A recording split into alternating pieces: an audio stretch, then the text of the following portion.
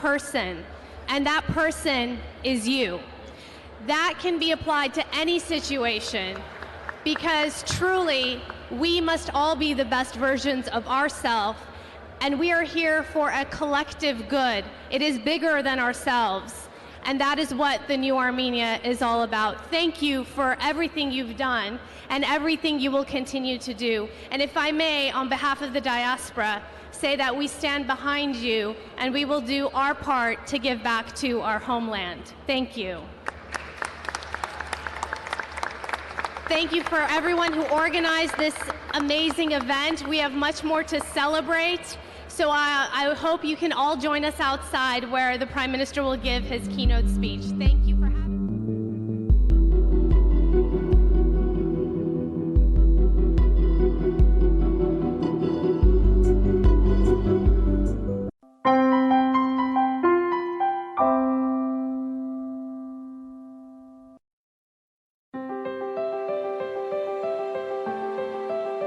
You're arriving at Los Angeles International Airport in beautiful Southern California. One of the first things you will see as you are landing is the ever-iconic LAX theme building. The LAX theme building is a modern icon and recognized worldwide as the space-age landmark of one of the world's youngest and most influential cities. Designed by architectural firm Piera and Luckner, the building was completed in 1961 and features an observation deck and the Bob Hope USO. The spider-like appearance of the building is a playful and futuristic design illusion, created by topping 4 steel reinforced concrete legs with stucco. The building received cultural historic status from the city of Los Angeles for its distinguishing characteristics, which are valuable to the study of that period's style and method of construction. It is also an example of mid-century modern Googie architecture. The LAX theme building serves as the symbolic gateway to Los Angeles, and the futuristic design is intended to convey new prosperity and the embrace of technological innovation. It has been and continues to be a constant reminder of Los Angeles' drive to be the city of tomorrow.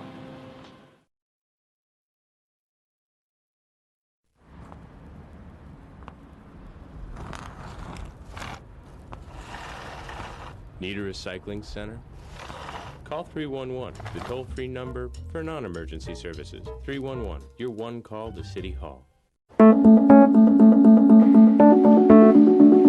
My name is Michelle, and I started out initially as a walk-in tutor, then began teaching a conversation class and current events class here at the Singleton Adult Literacy Center. I get so much out of volunteering here, and I mean the rewards are numerous.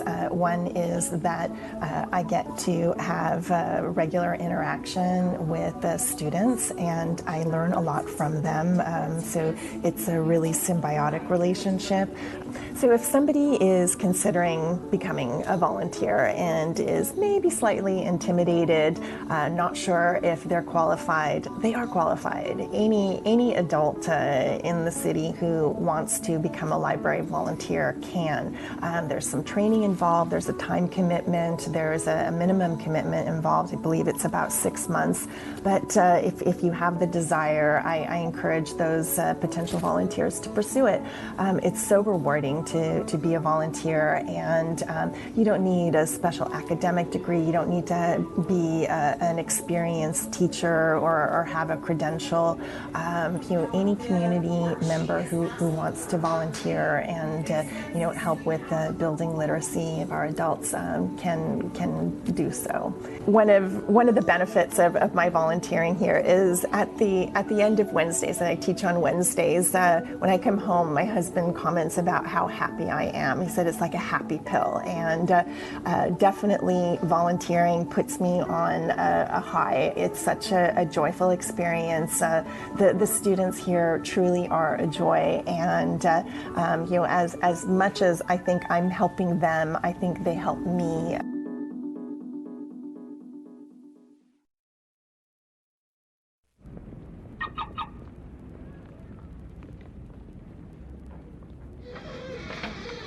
Illegally parked cars? Call 311, the toll-free number for non-emergency services. 311, your one call to City Hall. The two things I love the most My family and my city are right here in LA. This is a city of shared convictions, a belief in a country where we all belong. I am so proud of this city and its people. In LA this week, Pershing Square's ice rink is open for the holiday season. I'm Gil Reyes with details next. I'm Anna Marcos. Come to the LA Zoo Lights and see all the wild new animal light displays. That's coming up. I'm Saida Pagan in Van Nuys, where I'll show you how this school garden will help kids learn anything from science to math and even English. I'll have that story coming right up.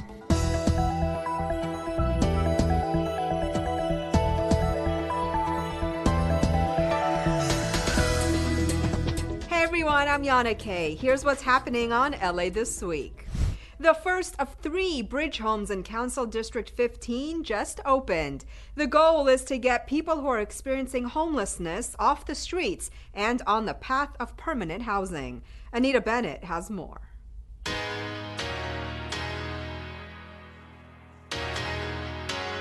Over the next few weeks, about 100 homeless men and women in Watts will go from living on the streets to living in this bridge home. I'm homeless. I live in a car, and it's parked in front of my mom's house. I live there. But Alfonso Aviña won't be homeless much longer. He's scheduled to move into this bridge housing project on Imperial Highway. 3, 2, 1. City leaders, including Mayor Eric Garcetti and Councilman Joe Buscaino, who represents the area, attended the grand opening. This is number 9 of 26 shelters, bridge home projects that will be done by next June 30th. Think about that, 2,000 beds, 26 projects. And those projects are desperately needed. According to the latest homeless count, about 36,000 people are experiencing homelessness across the city. Among the contributing factors are high rents, joblessness, and substance abuse. This bridge home will help address some of those issues. This is a temporary housing meant to get people off the streets into the system and help them with whatever services they need to get back on their feet.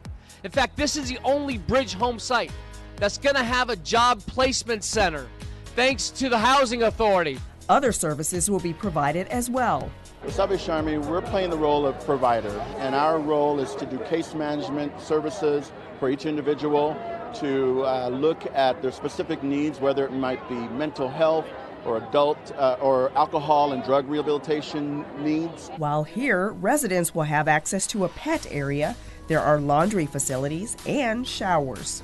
In here is the men's area. Each resident will have a place to keep their personal belongings. There's also a bed for everyone to sleep at night, and on the side of the bed, there's an area for them to charge their phones. It's warm in here, and I'm told it will be secure because the LAPD will be providing security. For Alfonso, this area will give him peace of mind. It's like it brightened up my whole day. I feel like God has just blessed me left and right, The other 2 bridge homes coming to City 15 will be located in San Pedro and Wilmington. Transgender women living on the street now have a safe place to sleep as city officials open the first ever bridge housing project specifically dedicated to the trans community.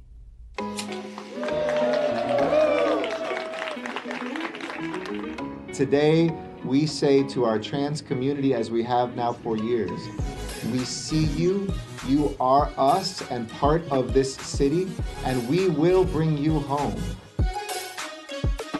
Today is a momentous occasion for this great city of Los Angeles. We basically opened the first ever publicly funded enhanced bridge housing for transgender women, a very vulnerable population. Many of the shelters aren't always necessarily trans-friendly. Many of them get attacked. Many of them are assaulted at these shelters, so a place like this would be more affirming and safe. And we're just so grateful that we have a home now for our community. If they decide they want to find work or go back to school, this will allow and provide an opportunity for that to happen for them. I'm so proud to be here with people that I care about and I respect. I'm so happy for the 16 women who now have a home. kids are our future. That's why city officials are supporting a new citywide strategy to make sure young people are equipped with the necessary skills to succeed.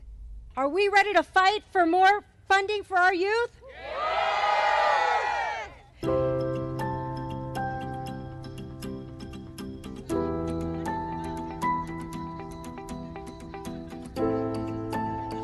Today is a conversation with a coalition of youth activists and parents who want to make sure that the city is being responsive in providing significant opportunities for our youth, but making meaningful investments that are going to assure their success. Right now, we have 26 different departments that have funding dedicated to youth programs, and not a centralized department that manages to provide any oversight, evaluation, and to assure the efficacy of the investments that we are making in our youth.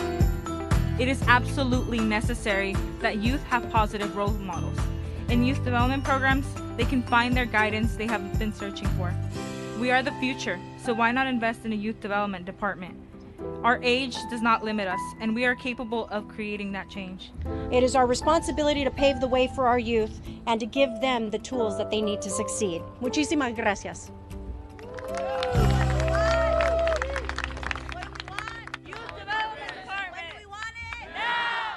If you're a small business owner, then you know how challenging it can be to expand and grow. But there's plenty of help out there to help you succeed. A recent small business gathering in Reseda helped owners connect and network with a variety of service providers.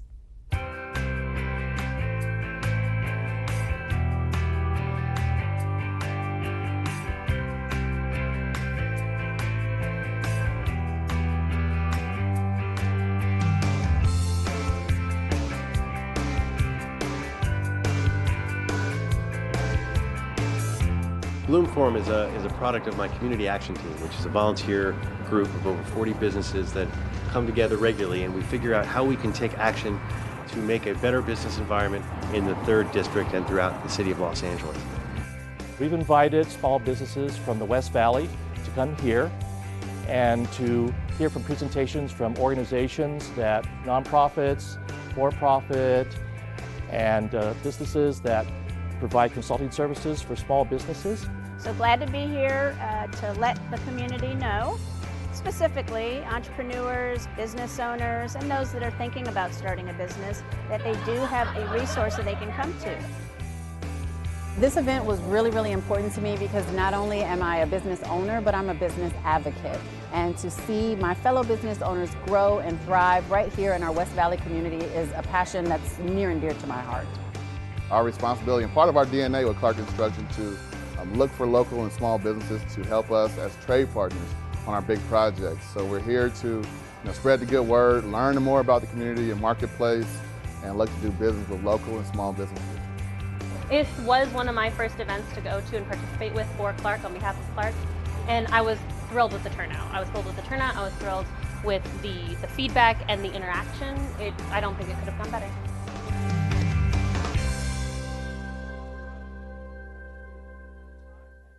How do you get more people to use public transportation? How do you fight climate change? How can you use technology to improve our quality of life?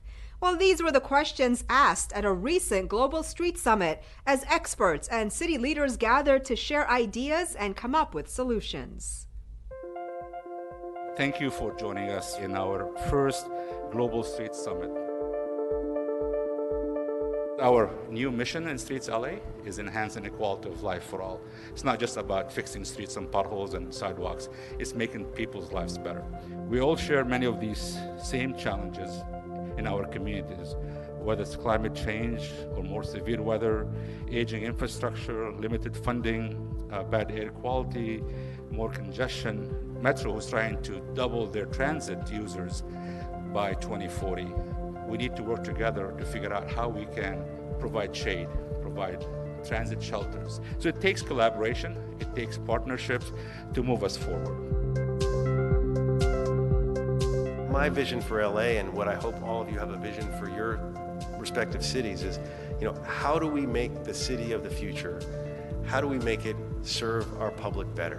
In order to do that, we need to harness the technologies that are out there. We need to think innovatively differently of how we can make these things happen, and we're trying to lead in LA. Many people are hungry, crying, demanding for an alternative to being stuck in a single occupancy vehicle here in Los Angeles.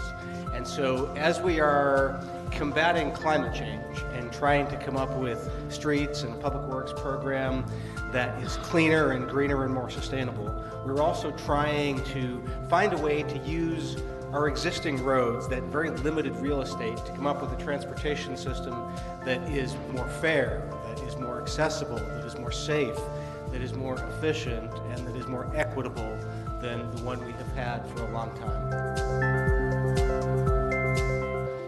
But a man's reach should exceed his grasp. Or what's a heaven for? Or what's a city for? Let's join hands today and let's work together to reach beyond our grasp to make our communities safe, our communities better.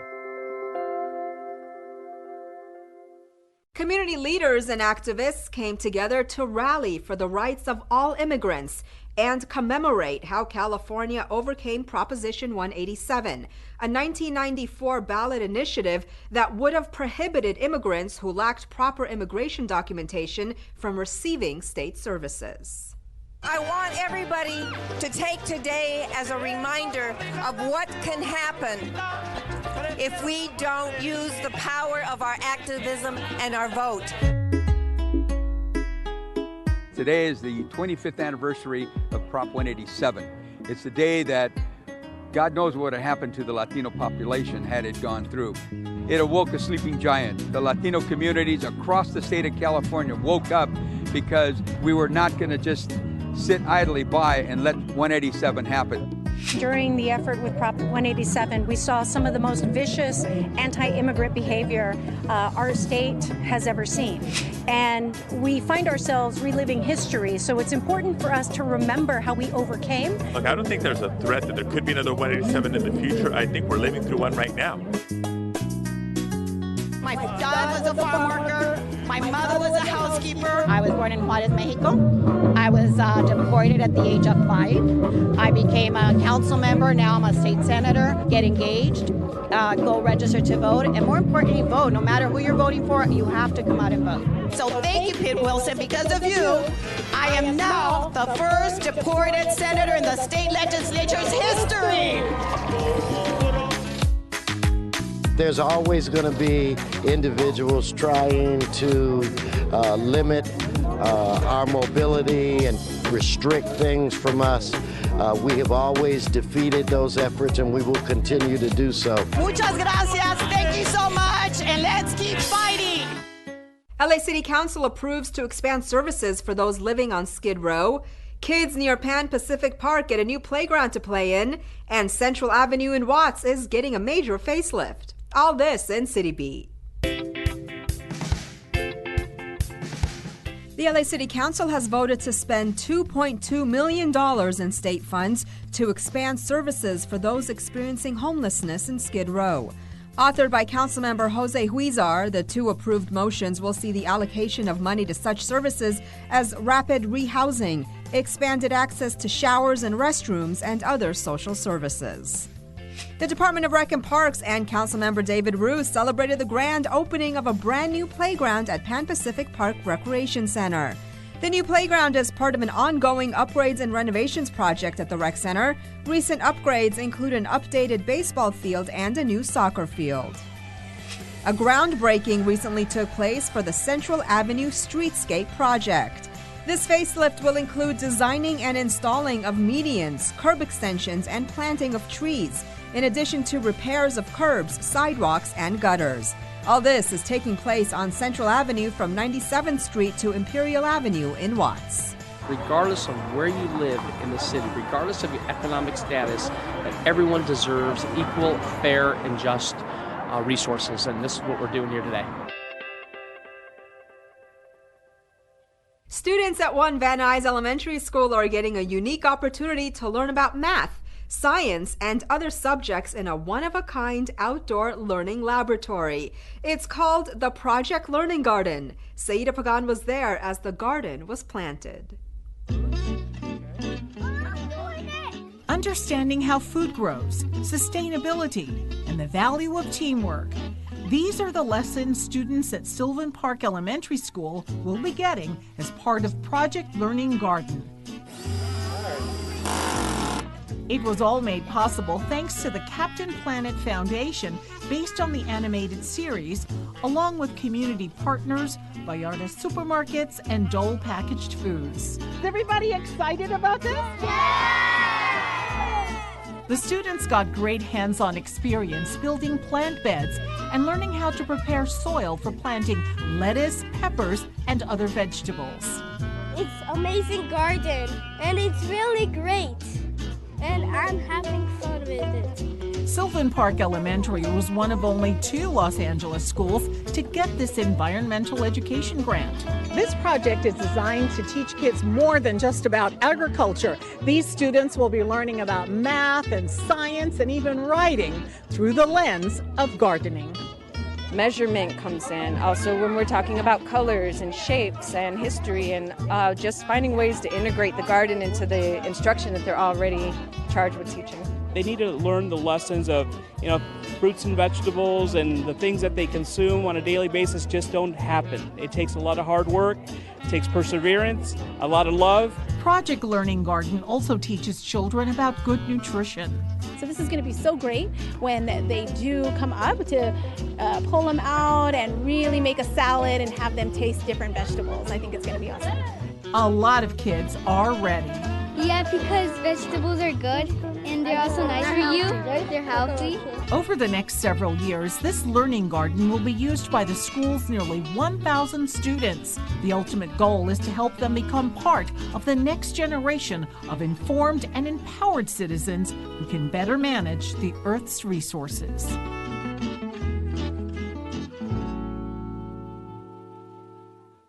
The Captain Plant Foundation has served more than 1 million children through its programs. For more information, go to CaptainPlanetFoundation.org. Folks came out to support our local firefighters and their families during a golf tournament. Proceeds benefit the LA City Fire Foundation, which helps support firefighter families in their time of need.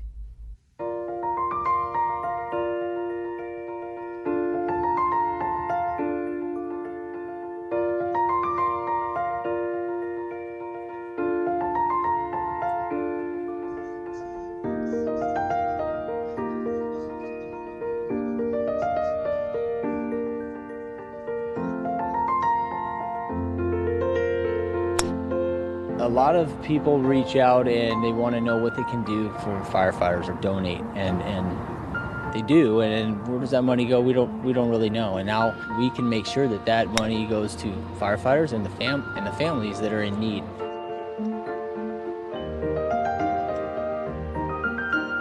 Proud to be here to support the Firefighter Foundation.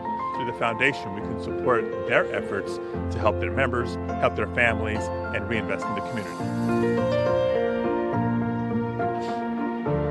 So to be able to give back to a foundation that's going to support their own is really, from our end, very easy to do, because what they do is the hard part.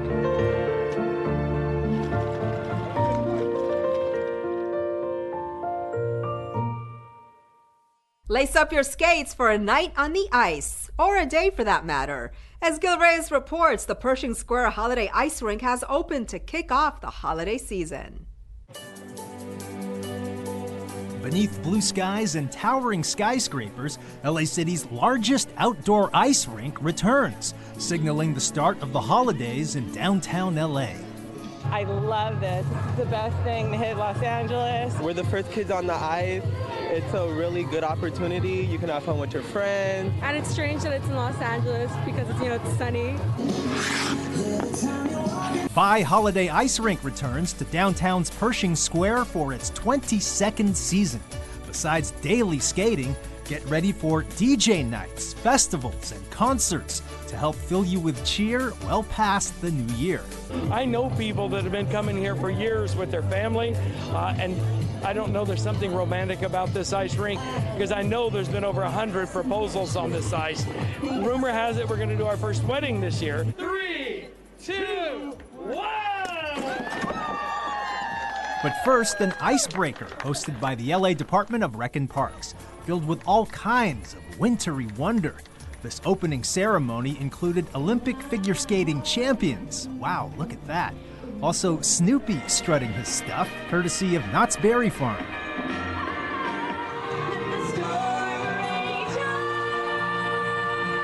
The cast of Disney's Frozen the Broadway musical also wowed the crowd gathered at Pershing Square, one of LA's oldest public parks. At LA City Parks, we're so proud of these spaces, and we want the public to come out and enjoy them because they are their parks. They're their backyards, they're gathering places, the places to come and relax. Starting in February, Pershing Square will undergo a multi-year renovation to add new landscaping and a dog park. Construction means this will likely be the rink's final season for a while. We're still going to have our wonderful summer concerts this summer because the first phase will not interfere with that. We're going to try our best to keep some sort of programming going, but at this point, the ice rink for next year is probably off the table. Enjoy it while you can. At 7,200 square feet, it's the largest outdoor ice rink in the city of LA. More than 54,000 skaters visit every year. In its 6 years of existence, it's become a holiday tradition for many Angelenos. And this year, the LA Zoo Light Show at the LA Zoo has some wild and beastly new light exhibits you won't want to miss. Anna Marcos takes us there.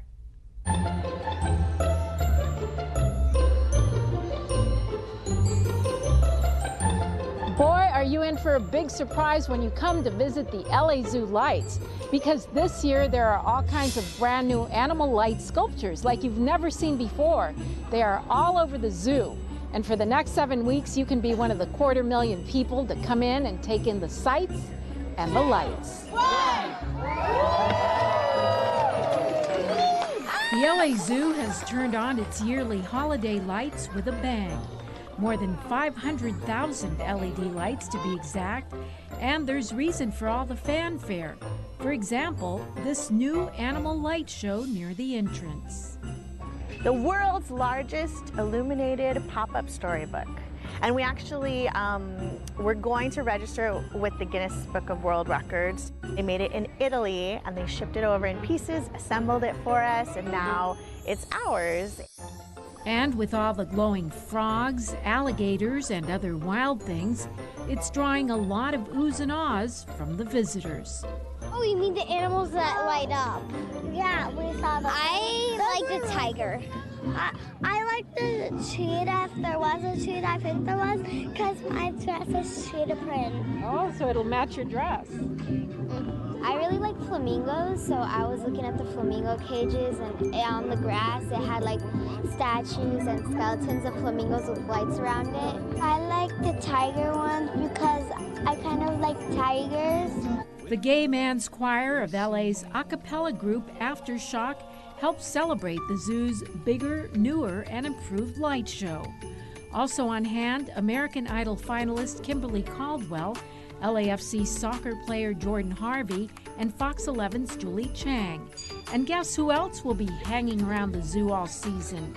Santa. He's got his own Santa cabin for greeting kids, both naughty and nice. We have this beautiful outdoor environment that allows for this connection with your family and your friends while you are looking at these amazing light shows and being transformed. You'll still find the big-time favorites like the Twinkle Tunnel. Only this year it's gotten, well, twinklier. Why I like the tunnel? Because there's a lot of lights and it's pretty. I like the one that's over there. That's a disco ball. That's over there when you're coming through that part. The LA Zoo lights will continue to glow, shine, and twinkle from now until January 5th. It's Christmas in Los Angeles. You know, we don't get all the snow, so we get these lights.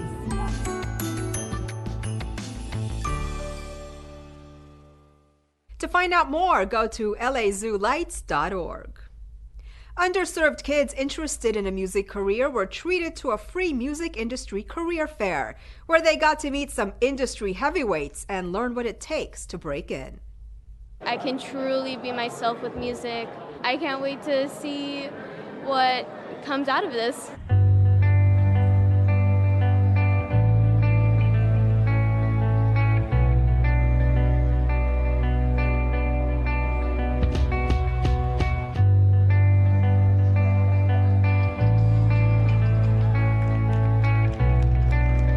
We are here at the Wiltern Theater for the All Access Fest. This is Music Forward's industry career fair, ensuring that all young people have access into the industry, spark discovery around jobs, and be able to start charting their own stories and pathways into the future.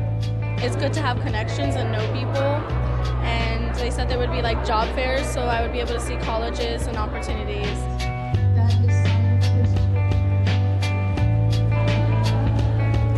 Taking control of your lives, discovering things today, sparking things for yourselves, and starting to chart your own stories here in the music industry.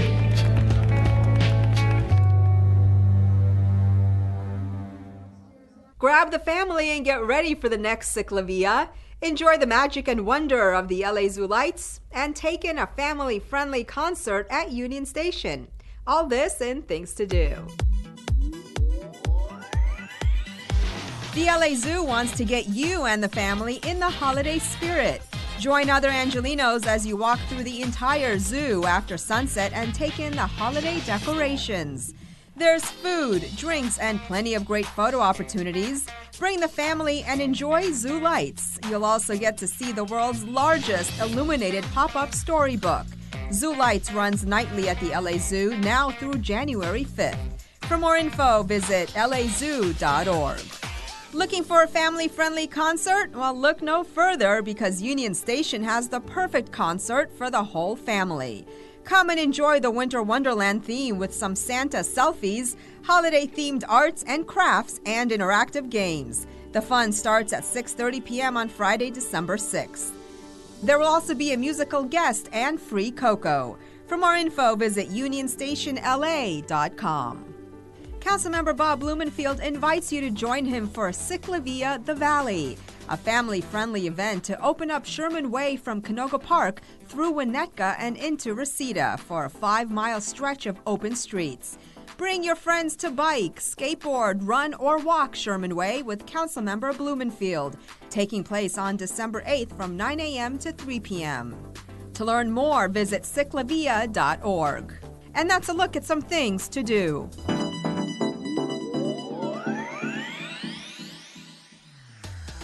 That's it for this edition. I'm Yana Kay. From all of us here at LA This Week, thanks for joining us. A reminder that you can catch us online at lacityview.org. We're also on Facebook, Twitter, and YouTube. See you next time for more of LA This Week.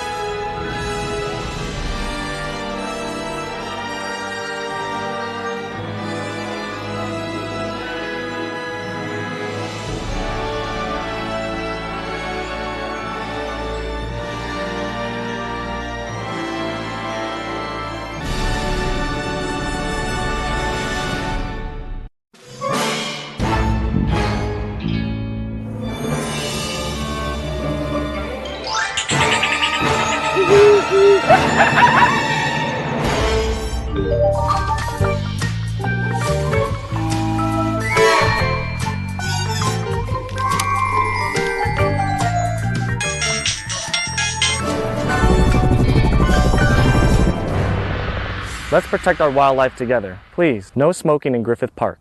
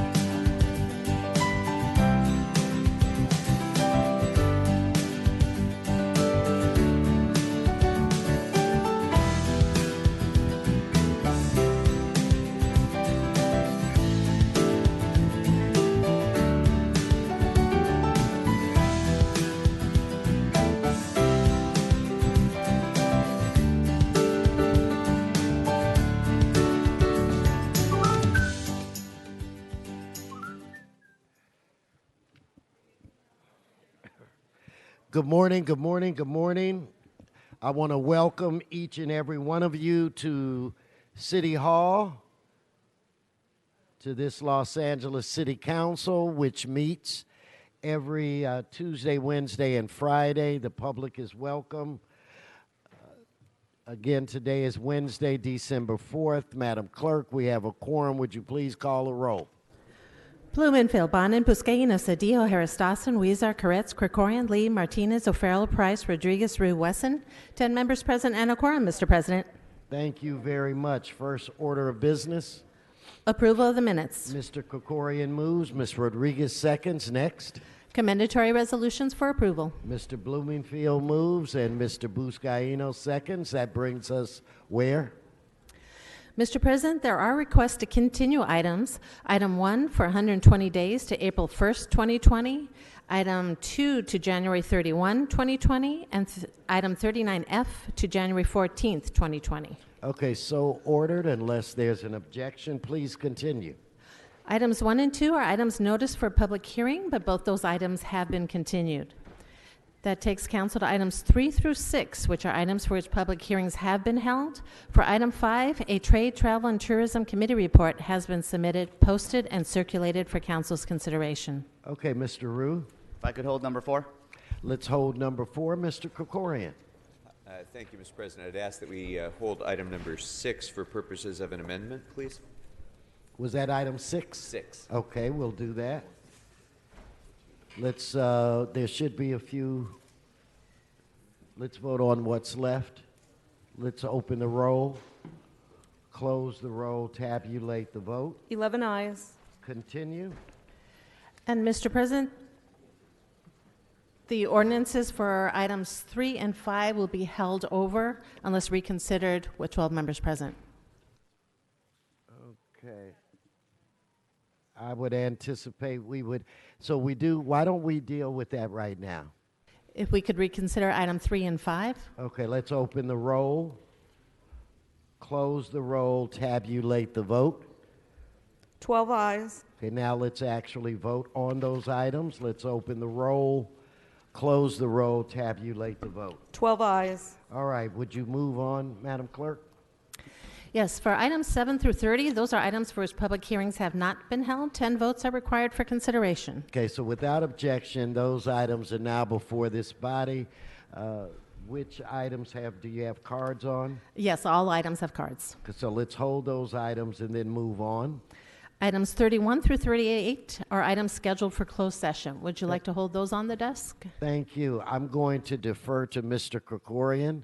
Mr. Krikorian. Thank you, Mr. President. Items 31 through 38 are all settlements. They are routine, have been approved by the Budget and Finance Committee, which recommends approval of the City Attorney's recommendations. All of those matters can be considered in open session unless members have questions or concerns. Thank you. Let's prepare to vote on those items, Madam Clerk. Please proceed. If I may, item 31, in the case entitled Antoinette Sweet et al. Versus the City of Los Angeles, there is a recommendation to expend up to $500,000 in settlement. For item 32, in the cases entitled Aliana Mas versus Lyft et al. And Scott Chappelle versus Lyft Inc. et al., there is a recommendation to expend up to $550,000 in settlement. For item 33, in the case entitled Stephanie Scott versus the County of Los Angeles et al., there is a recommendation to expend up to $2 million in settlement. For item 34, in the case entitled T-Mobile West LLC versus the City of Los Angeles, there is a recommendation to expend up to $250,000 in the form of a credit. For item 35, in the case entitled City of Los Angeles versus Reliance Business Corporation, there is a recommendation to expend up to $118,000 in settlement. For item 36, in the case entitled City of Los Angeles versus the Reliance Business Corporation, there is a recommendation to expend up to $105,000 in settlement. For item 37, in the case entitled Doris Holmes versus the City of Los Angeles, there is a recommendation to expend up to $125,000 in settlement. And finally, for item 38, in the case entitled Tessa Jackson Hinks versus the City of Los Angeles, there is a recommendation to expend up to $950,000 in settlement. Okay, thank you.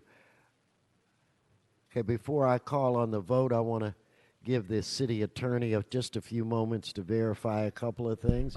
Mr. City Attorney? Yes, thank you, Mr. President. For item number 33, Stephanie Scott v. County of Los Angeles et al., the correct amount is $4 million. Okay. So let us proceed with the vote. Please open the roll, close the roll, and tabulate the vote. 12 ayes. Thank you very much. Continue.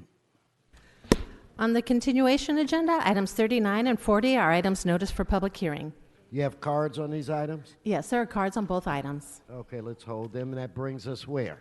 Mr. President, that then takes council back to presentations, items called special or general public comment. Thank you.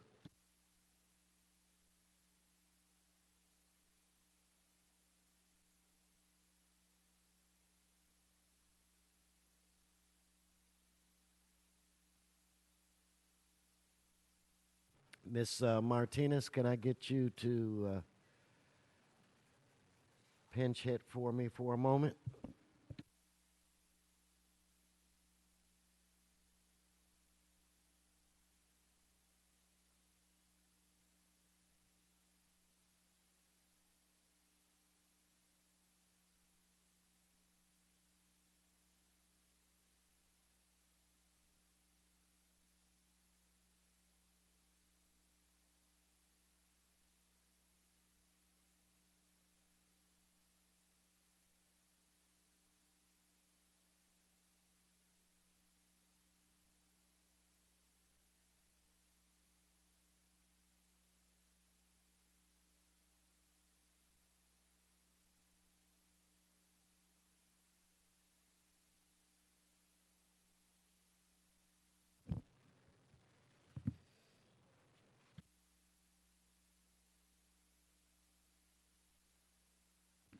Mr. President, whenever you're ready. Yes, I am. I'd like to ask Dr. Come on. In fact, we may want to bring up a few more people. You know, thank you, Madam President and members. We should always remember just how blessed we are to live in this city of Los Angeles, you know, in this part of the country. One of the things that makes the country great, and Lord knows makes this city great, is our diversity. And one of the many things that we do and do well at this council is recognize the importance of having so many folk that come from all over. In fact, our city is like, we're like the mini world. So many times, each and every one of you, and myself included, we stand at this very podium here and we present a different group, and we always say the second largest population outside of that country lives in this city, and so it becomes kind of mundane and the normal, but that's what makes us so great, that we have the second largest population of Sri Lankans in the city of Los Angeles. And for that reason, we're going to declare today Sri Lankan Day. Let's give a round of applause.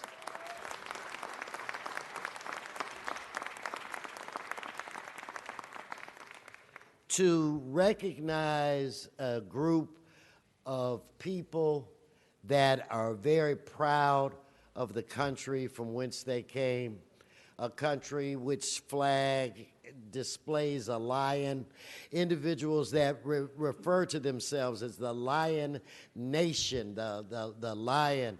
And basically what that represents, it's courage and it represents pride.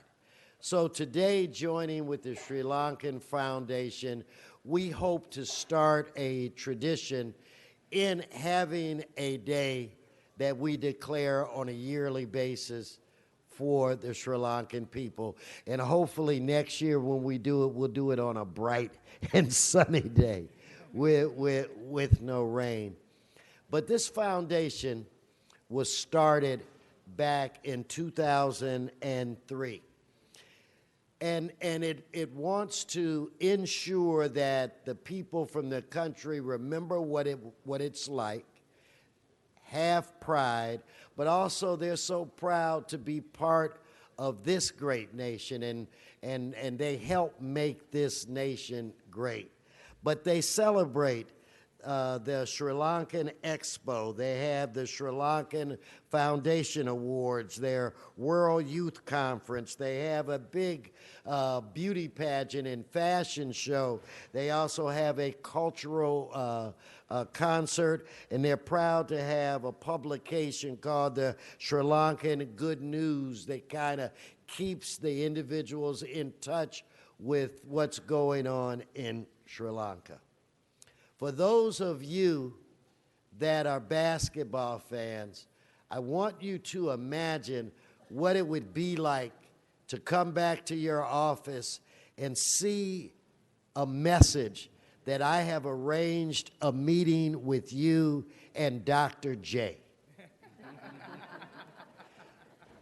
I can't describe to you how excited I was to get that message. And I hustled to the restaurant where I had the opportunity to meet Dr. J. And even though Dr. J wasn't the Dr. J that we know of, the one that made it fashionable to dunk a basketball, trust me, my meeting with this Dr. J was not a disappointment. It was a very exciting time.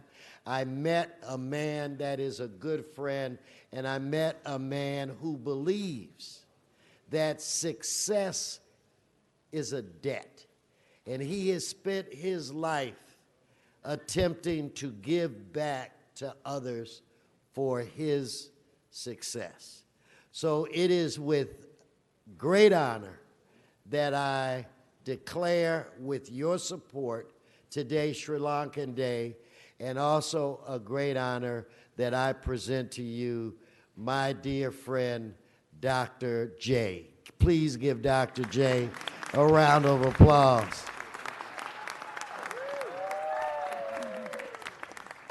Thank you, Mr. President. I know Mr. President for over 30 years almost now, and he's worked untiringly for the city, and I know that for sure, and every one of you know that.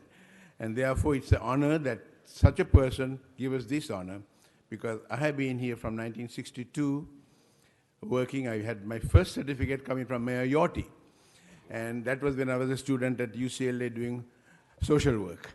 So here we go, and today I have the honor of receiving this honor from this council and from the President Herb, the man I knew for so many years. So here we are. Thank you very much. I have nothing more to say. Thank you.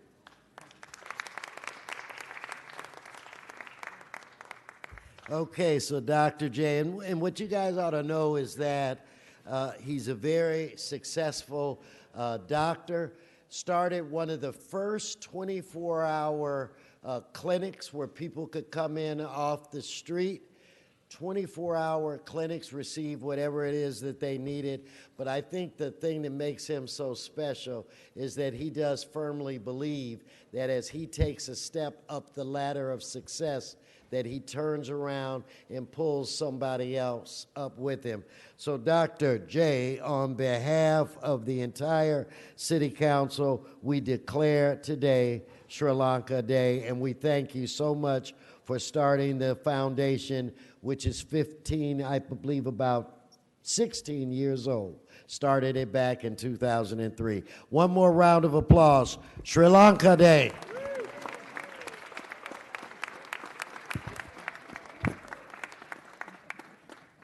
Everybody, come on, everybody, come on.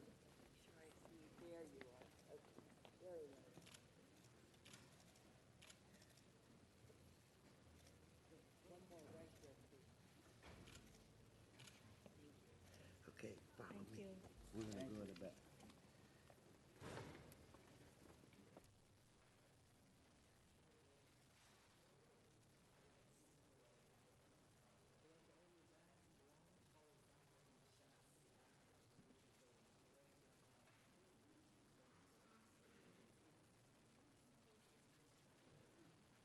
Okay, Madam Clerk, we're going to go ahead and move on to item number 40.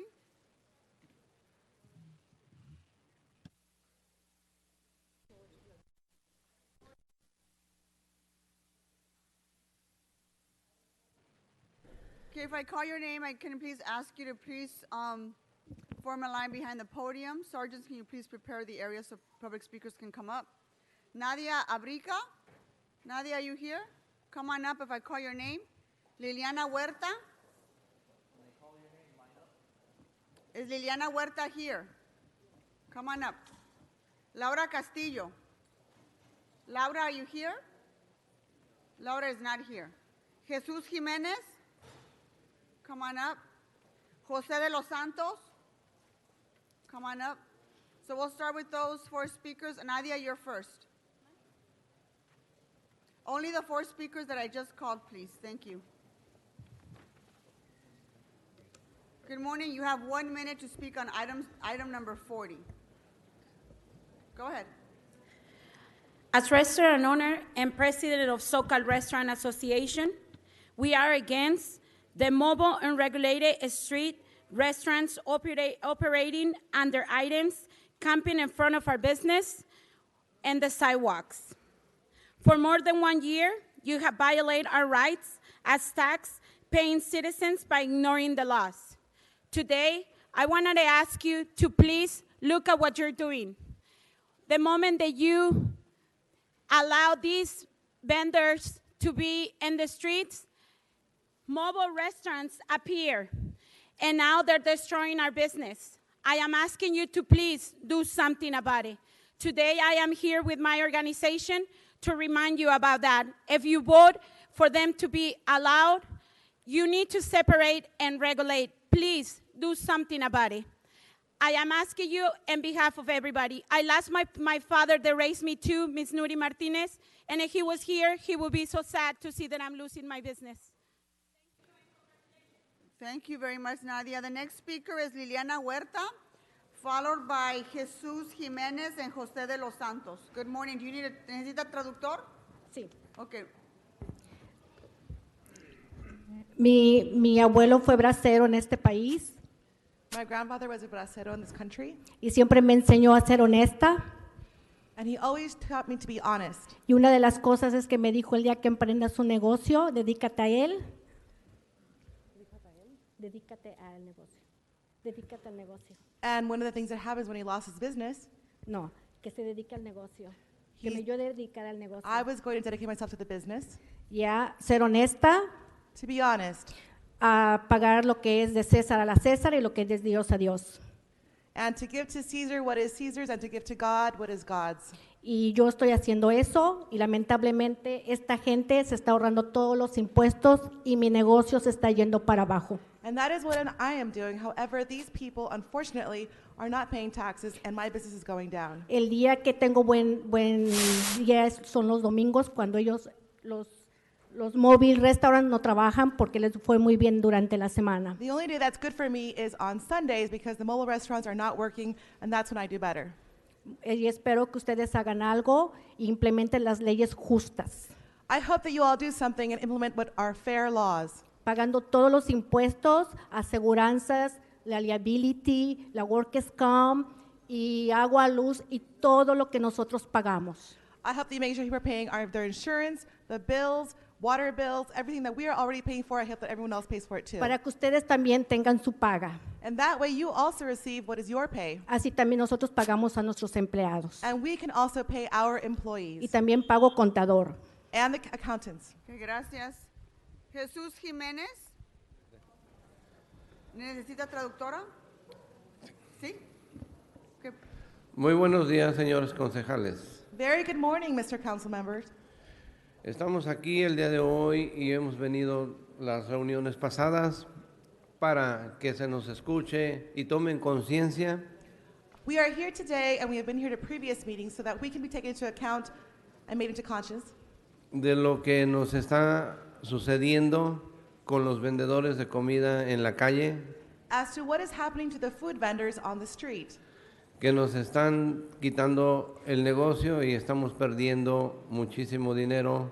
We are having our businesses taken away, and we are losing a lot of money. Queremos que tomen conciencia de cómo un negocio se funda con esfuerzos We want you to be aware of how a business comes together with so much effort, y que de la noche a la mañana, por una ley o algo similar, nos estamos yendo abajo. and then from day to night, for a law, one of us, we can start going down. Esto no es justo para nadie, ni para la salubridad de las personas, mucho menos para los dueños de negocio. This is not fair to anyone, nor the health concerns, nor the owners of the businesses. Muchas gracias y espero que puedan tomar una buena decisión. Thank you very much, and I hope you can make a good decision. Gracias. Thank Gracias. you. El siguiente persona es Jesús de los Santos. José. Oh, perdón, José, un momentito. Las personas se pueden sentar si no les he llamado, por favor. I need you to take your seats if I have not called your name. Thank you. The next speaker after José is Maria Torres. Are you here? Maria Torres is not here. Jesse Vasquez. Jesse Vasquez is not here. Rafael Guerrero. Alicia Mendoza. Alicia Mendoza is not here. Marte Rigos. Marte Rigos is not here. Vivian Hartman, you want to come on up? Okay, señor. Puede continuar. Laura is already here.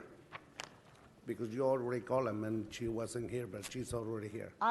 If she did not raise her hand, okay, if I call your name, please stand behind Vivian. Jose, go ahead. You have 1 minute. Okay, can you guys give me a favor?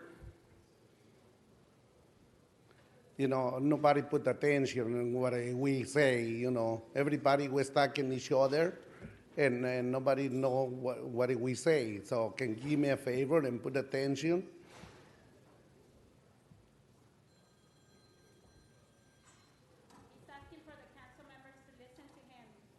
He has 1 minute to speak. He needs to continue to speak, sir. Your time is Please. running out.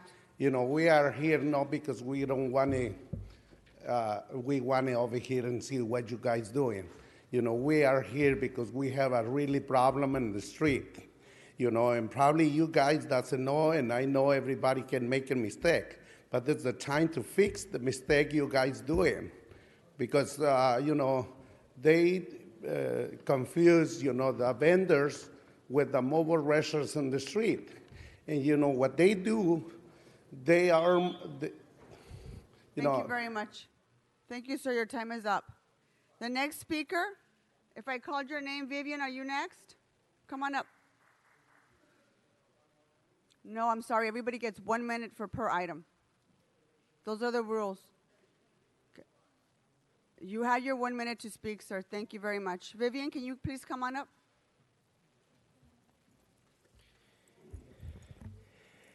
Hello, everyone. My name is Vivian Hartman with SoCal Restaurant, and I would like your attention.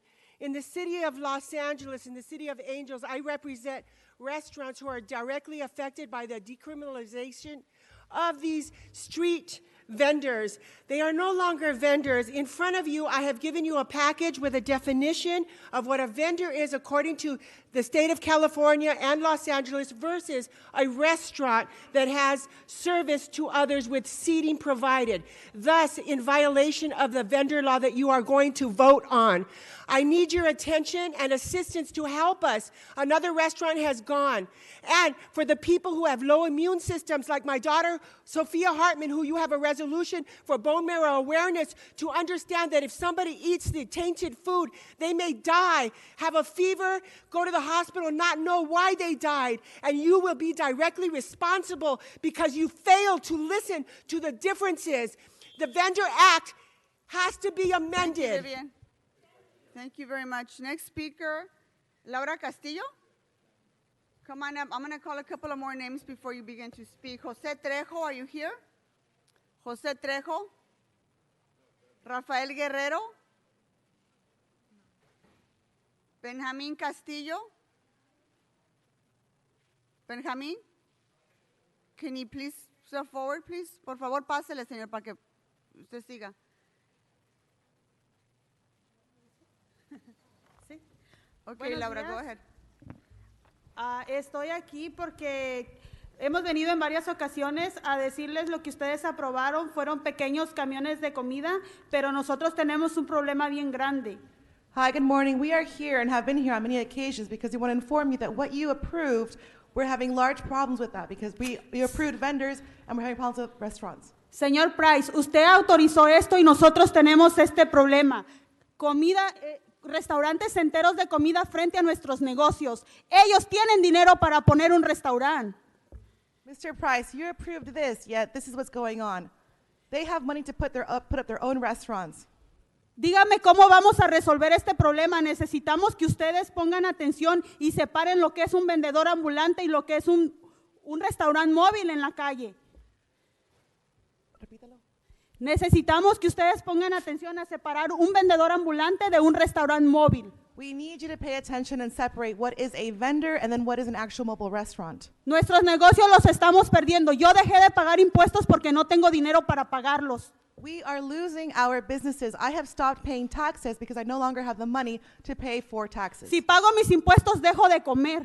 If I pay taxes, I can no longer eat. Tengo 3 hijos que mantener. Dígame cómo voy a resolver esta situación. Y me dirijo a usted porque usted fue el que puso esto en la mesa. I have 3 children to support and tell me how I'm going to be able to pay for them and have them eat. You're the one that put the solution forward. Pido una solución, Okay, por muchas favor. gracias, señora. Ya se le terminó el tiempo. Gracias. The next speaker is José Trejo.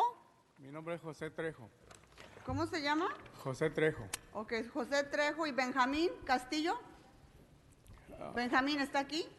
¿No? Ok.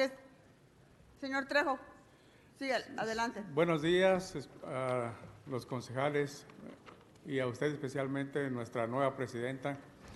La quiero felicitar por ese logro. Muchas gracias. Good morning, council members, especially you, councilwoman. I want to congratulate you on this honor.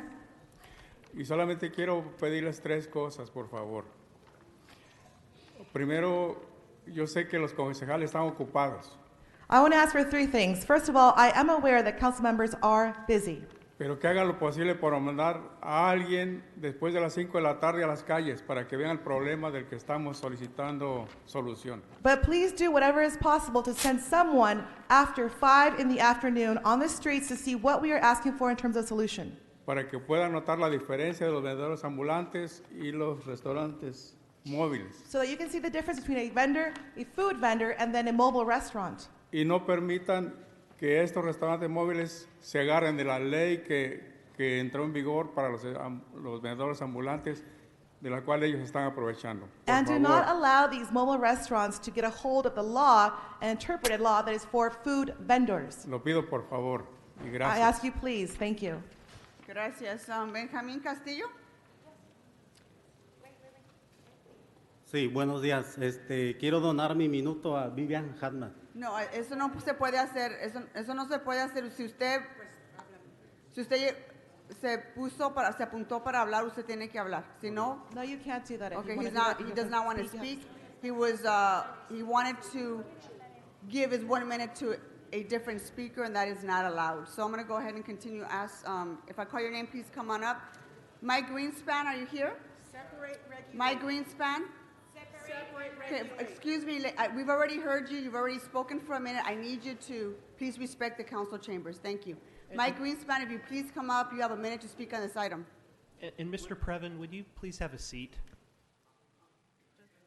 Which item are we talking Hold about? on for just a second, Mike. Let me call a couple of more speakers, followed by Armando Herman and Patricia McAllister. You are speaking on item number 40. Okay, may I get my glasses, please? I just am unpacking from the rain, so bear with me. Item number 40, Mike. Yes.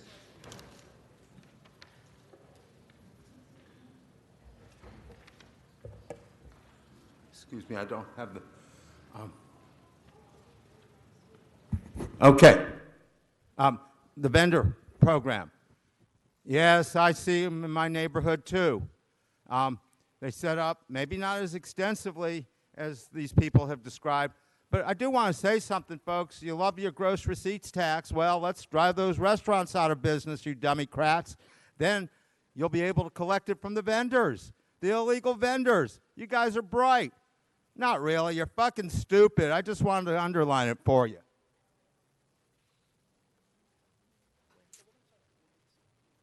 Armando Herman?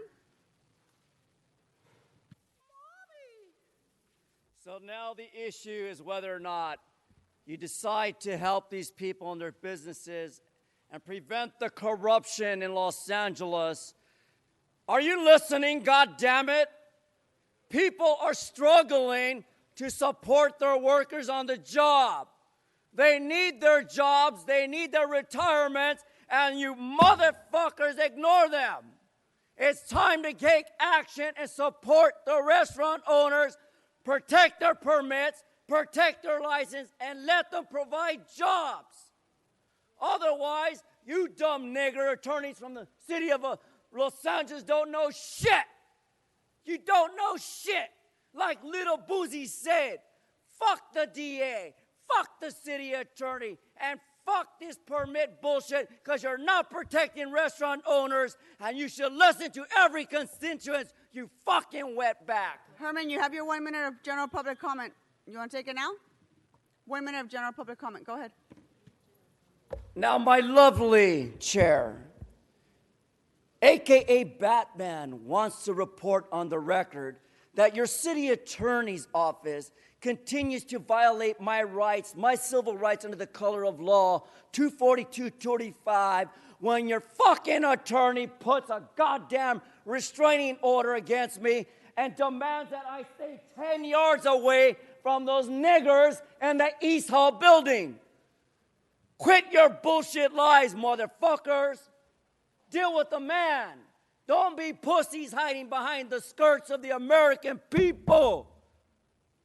We are the American people. We are the face of this community. We are Angelinos. We are American citizens. And if you don't like it, blame it on the rain, motherfuckers. Blame it on the rain. For as long as I lived in this city, I will stop you from corruption, you motherfuckers. Mr. Previn, you want to come on up? You're speaking on all the time. excuse Okay, me, you're speaking here's on the item deal. number 40. Of the vendors. You're I right, ride and around general and public comment. Go ahead. I'm on number 40, ma'am. I know I you ride are. Go around ahead. and I look at and I walk around. These vendors, they don't have any licenses. I look on their carts. One right in front of the courthouse, all down Wilshire Avenue and Alvarado. They have no licenses. That means you're not enforcing. Now, let me explain to people what's going on. The legal vendors, they're paying off the council members, I don't know, through the cops or whatever. They're paying cash money. That's what's going on. That's why they're not enforcing it. Now, they're illegal aliens, and some of the people who have businesses are illegal aliens. You're paying taxes and everything. So both of you are illegal aliens. That's why you're not getting any respect. And if you holler too loud, they're going to get you deported, okay? I'm just telling you what's going on. That's why they're allowing these illegal aliens on the street to do anything they want to do. Parking for, I've had a lady, she's got a medical business. She said clients won't even come because of those nasty vendors all in front. And she asked me to speak for her. I said, I'm not going to do that. Speak for yourself. But I know what's going on out there. They're being paid off. So if you people with the businesses, if you want to do that, pay them off too, okay? Ms. McAllister, you also filled out cards for items 15, 27, 29, 39, and 40. Do you want to speak on those items now? Yes, Go yes, ahead. ma'am. Give her Okay. 1 minute, and then she's going to have her extra general public comment. Okay, so I want to talk about the fact that Ms. Martinez, that you did sponsor this motion that there's $3 million. It's coming out of the Emergency Renters Relief Program. $3 million for people who had that 60-day no default eviction notice and their rent was increased. Go to your family source centers and find out if you can get some money. You can get money let's see, people qualify if their rent was increased 8% since March 15, 2019, and you have income at or below 80%. Now, this is coming out of HACLA, okay? So this is a city thing here. Now, what I want you guys to do, when you do something like this, those people don't know anything about that $3 million. They don't know they can go there and get 4 or 5 months' rent to help them out, to help with those rent increases. When you do something like this, I want the president of this body to stand up in this room and publicly tell the people that there's $3 million out there so that you can get some money to pay your rent so you won't be on the street, homeless. Now, let me tell you what else is going to happen. If you don't get that $3 million, who's going to get it? They will. It goes in their pockets. That's why they don't tell you. They don't publicize it. I read it in a newspaper that you got it. Okay? So that's what I do. I do research. I want people to know because they're asking me all the time, where have I been? I'm out there researching. If you don't see me and I'm coming in here with some real information when I get here, that's what I'm doing. I'm researching for you. So I am working for you when I'm not here. Believe me, I am. One other thing. We got this guy running for office. Please do not vote for him. DeLeon. He's another illegal alien. He boasts about having illegal alien relatives. I wish ICE would find them. Should we go to your general? Excuse me, I'm not in my general comment yet. No, I'm not. Yeah, but you seem to be off topic, Ms. McAllister. Remember, I want you to know that this city has been taken over by illegal aliens. Of the 600,000 students we have in LAUSD. Okay, let's send Ms. McAllister. No, Ms. McAllister, you're not on any of the topics. Thank you, Ms. McAllister. You have your 1 minute of general public comment. Go ahead. Now, like I said, the students, out of 600,000 students, 500,000 are illegal alien Hispanics, Latinos, and Filipinos. I want you to know what's going on in this city, okay? And then they're fighting to bring more illegal aliens in here. Now, also, everybody be careful. They're kidnapping our children for sex trade, older women they're kidnapping, and men. Okay, do not park your car next to these vans or RVs because they're sweeping people out of their cars into those. And they're not telling you that's in fake news. You got to get your news on the internet, okay? Stop listening to this fake news, CNN and all of that in these newspapers. Like I said, DeLeon, do not vote for him. He wants to be a council member. He's just as crooked as the ones we see sitting here. And I'm just reading, I represent African Americans. I know these 3 Negroes on the council, they never say African Americans. All of you are descendants of slaves, just like I am. I represent my people, not people of color. Black African Americans. Thank you, Patricia. Mr. Previn, come on up. You're going to speak on items 4, 9, 13, 14 through 20. Excuse me, I'm going to give you time to speak on all your items, including item number 40, and your general public comment. Go ahead. No, I'm on item 40. Thank you. So this is the Vendedor item, which is an ordinance that took you a very long time to get ready. And there's a terrible, terrible problem, which is that restaurants who are setting up under tents that are not little cart pushers, but are actual restaurants on the street are using the ordinance without any accountability to provide restaurant service right near existing restaurants. So this is heartbreaking for the restaurateurs who have come down here. They came down yesterday, and because you were busy lathering yourself up, you continued the item, even though they closed their stores for half the day. And today, it's important that you put a pin in this, not punish the vendors who have a right to push a cart, but to set up a restaurant. And if you haven't seen the images because you're busy talking to one another, to Andrew Westall over there and Herb Wesson, it's you know what it is. It's on Laurel Canyon, sir, near Johns. It's on Van Nuys. These are little tent cities that have not homeless people serving food. It's quite pleasant, but if they're not being held to the same standard, isn't it just like the taxis and Uber? Are we trying to push restaurateurs out of business? I ask you to take this seriously. They're very organized. They've talked to the governor. They're trying to get some relief because it's hurting their business. So I don't know. Now, why are you going into my time?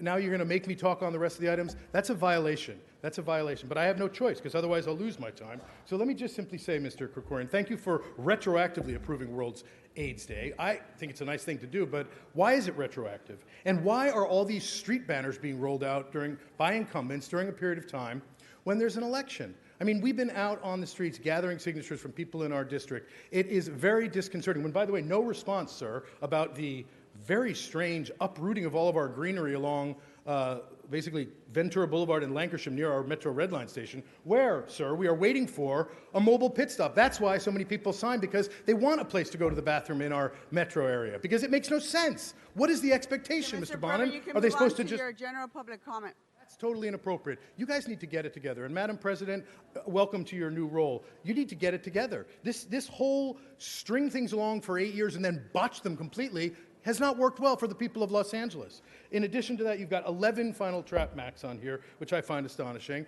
And you've got the ethics folks are down here today to talk about the behested payments and the non-individual contribution, basically a ban on developers, but it's way too weak. It's worse than what we have now. So you need to put a pin in that as well. And I don't know what to tell you. It's not going great. They gave you the mantle, but you've got to deal with the reality, and the reality is not good. Now, I don't even know what's going on here. Am I in general public comment or no?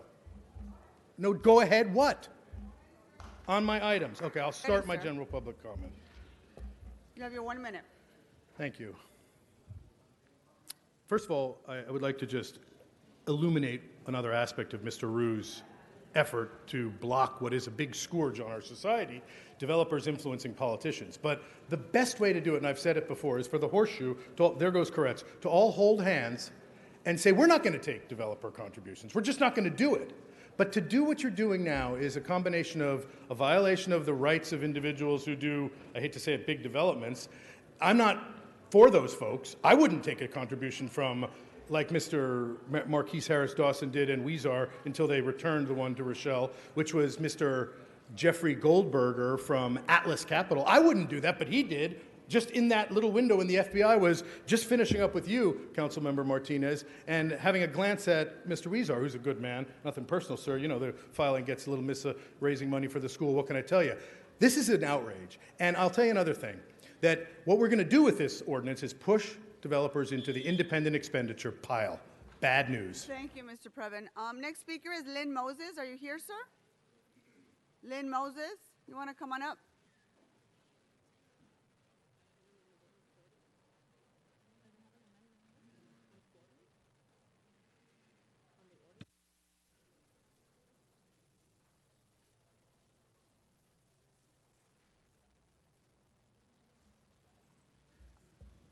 Am I starting on item 40 now? Yeah, Sure, hold on for just a second. I'm pulling up the items you signed up for.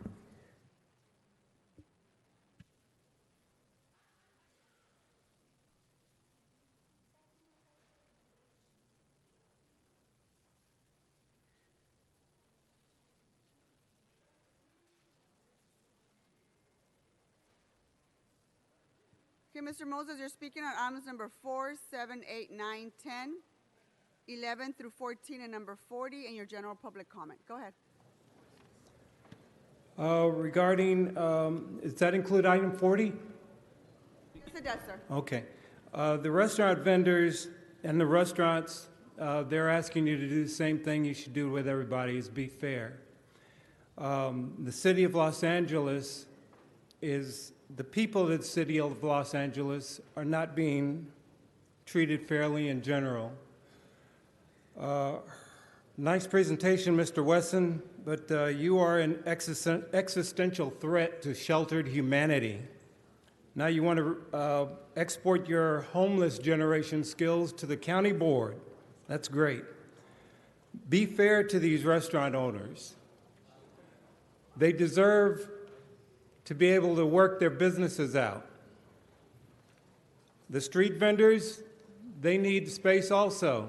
So it would be really nice if for once you got it straight. Mr. Price, there might as well be a rock sitting in your seat. Mr. Wesson, Dawson, these people do not represent the black community. They represent big developers.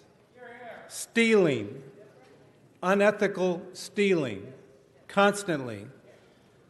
Mr. Dawson wants to take the EDD office for himself instead of having unemployment services for the area.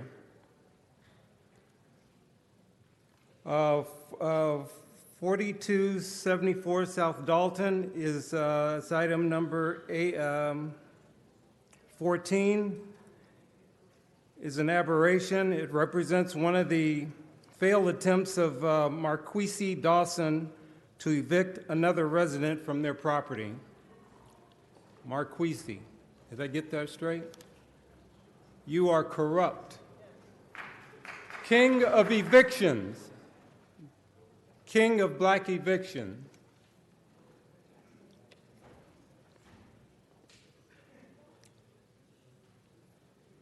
George Bush smiled a month after the Iraq War. 20 years later, we're still in it.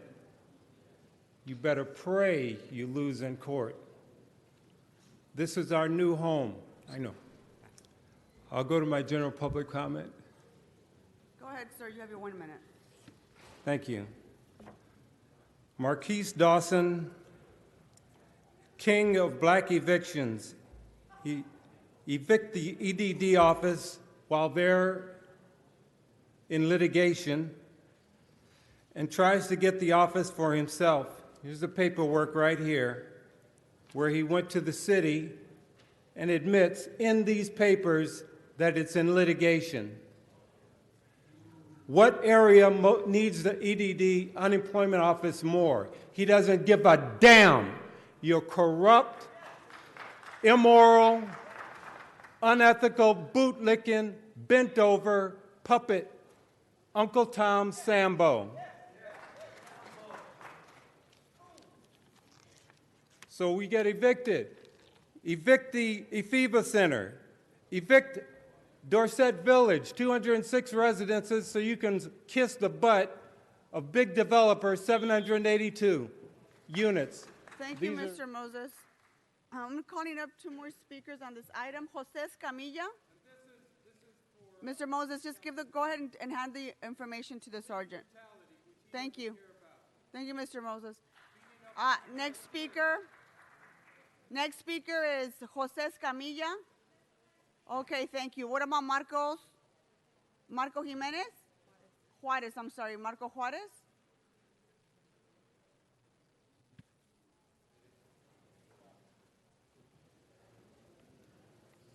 Mr. Juarez, you're speaking on item number 40 and your general public comment. Yes. Good morning. My name is Marco Juarez, and I'm here to support restaurant owners. To be fair with them, not much to say about it. I don't know the rest of the situation. Can I go into my public comment? Mr. Attorney, Fabulous Stream, you're not complying to the state law to protect me, a disabled individual, from the harassment, intimidation, or retaliation under the color of the law, 18 U.S.C. Section 245 and the American Disability Act under the housing discrimination by Los Angeles Housing Community Investment Department and public servants refusing to do their job. And that's enough is enough for these public servants doing all the harassment, helping to steal money from low-income families, disabled Hispanic tenants, under Social Security. That's a federal crime they're committing. They know about it, and they already told me, you better keep quiet or something is going to happen to myself. And that's public servants making threats to low-income families, disabled Hispanic tenants. That's so shameful. Thank you. Sir, you have your general public comment. Do you want to speak to that? Mr. Juarez? Yeah, that's still the same problems about the Los Angeles Housing Community Investment Department. Still, when all of you guys are going to do something, I have a comment in Mr. Ruo Facebook for this guy making threats and saying, I don't have the same rights as an owner. Right, I'm not an owner. I'm a disabled Hispanic tenant. I'm facing probably next year another increase of rent, so I'm not going to be able to afford it. Social Security don't give you 4%. They give you only 1% for next year, and that's shameful. You guys don't do anything to help us to stop all the harassment, intimidation, retaliation, criminal threats by public servants. That's very shameful. Mr. Attorney, when someone's going to do something to stop all this criminal activity by Los Angeles Housing Community Investment Department? That's shameful, guys. Thank you. Okay, that concludes the last speaker on item number 4. I'm sorry, item number 40. Mr. Lee, you're on the queue to speak on this item, followed by Mr. Kokorian and Mr. Koretz. Colleagues, this is unfortunately just another example of how the state passes broad guidelines without considering how local jurisdictions and giving them the ability to address local concerns. This has become an issue throughout my district, and I can imagine throughout many of your districts, where we are unable to enforce situations where these vendors set up in front of restaurants, serving the same type of food, blocking sidewalks, blocking entrances, not being held up to the same health standards as brick and mortar restaurants. And so today I entered a resolution asking the state to allow us the ability to have more flexibility on how we can enforce laws. And I hope when that comes around that you will understand the situations, understand that the testimony that you heard, and support this legislation, because it's something that our hands are tied now, and we need some ability to actually do something to be able to help not only the restaurants, but to help our communities, and just basic, abilities to walk along your sidewalks. We have open fires that are, now on our sidewalks, and yet I've had 2 different task forces go out and have made little to no progress at removing some of the illegal vending. So I understand the frustration of the restaurant owners, and I hope that when this resolution comes around, you will support it. I will. Well, thank you. Mr. Lee. The next speaker is Mr. Krikorian, followed by Mr. Correct. Thank you very much, Madam President. First, I want to just attach myself to Mr. Lee's comments and stand in support of his recommendation, as well as the motion 40A that Mr. Koretz is introducing that's being circulated. But I just want to make sure, first of all, that everybody understands here today what we're voting on is only the fee. We are not voting on changing the underlying program. Don't interrupt me, and let me finish. We're only voting on the fee. Now, I don't want that fact to minimize in any way the urgency with which we should be acting to fix the defects in the underlying policy. And members, what happens often in City Hall and in our state capitol is a business activity that was previously illegal by everyone's understanding is legalized. And it's legalized out of a sense of compassion, or because a disruptive technology has come out of Silicon Valley. And so what's always been regulated and known to be illegal for years and years is all of a sudden legal.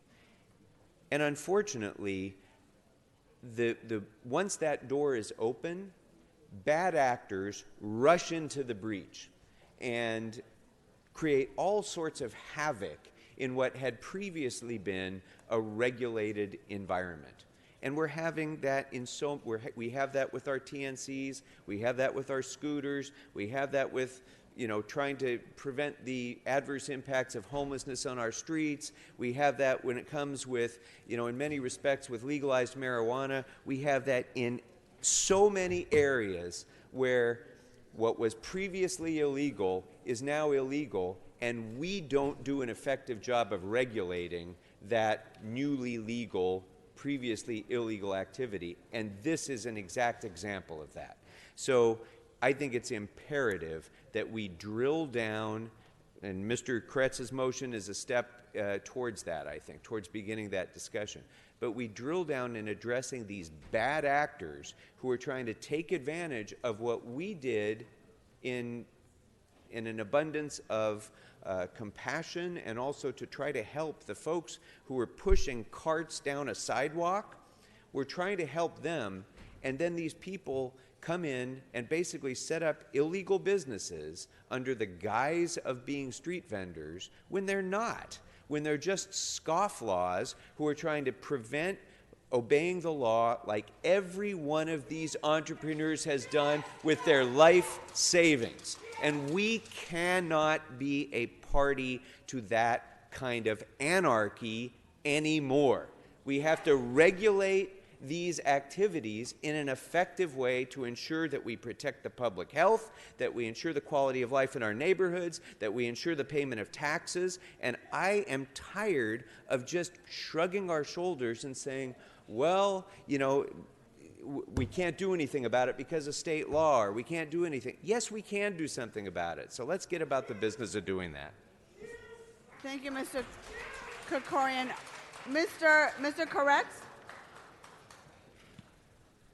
Thank you, Madam Chair. I think Mr. Krikorian described it well. Essentially, this is a series of restaurants with equipment, with tables and chairs, and they set up in front of other restaurants, they set up next to other restaurants.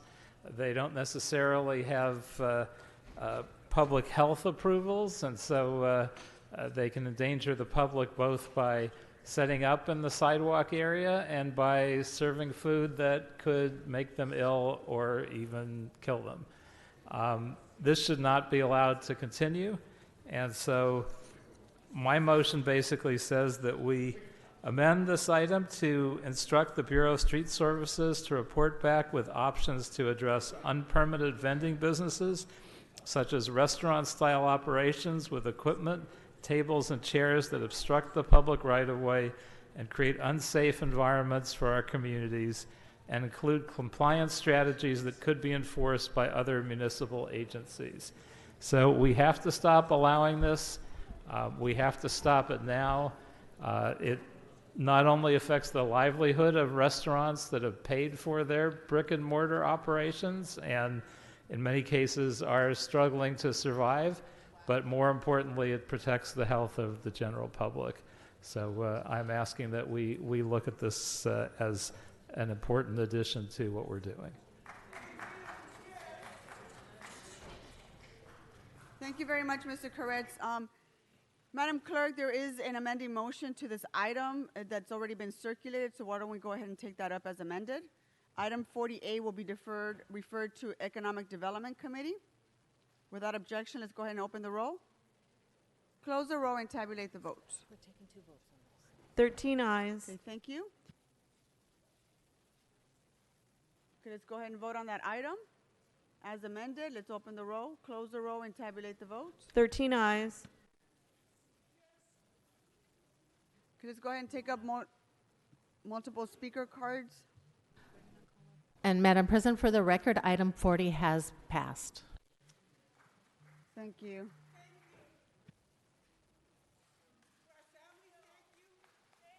Vivian, excuse me. I need you guys to please. I understand it's emotional. It's a difficult issue. I need you to really respect the council chambers. Thank you.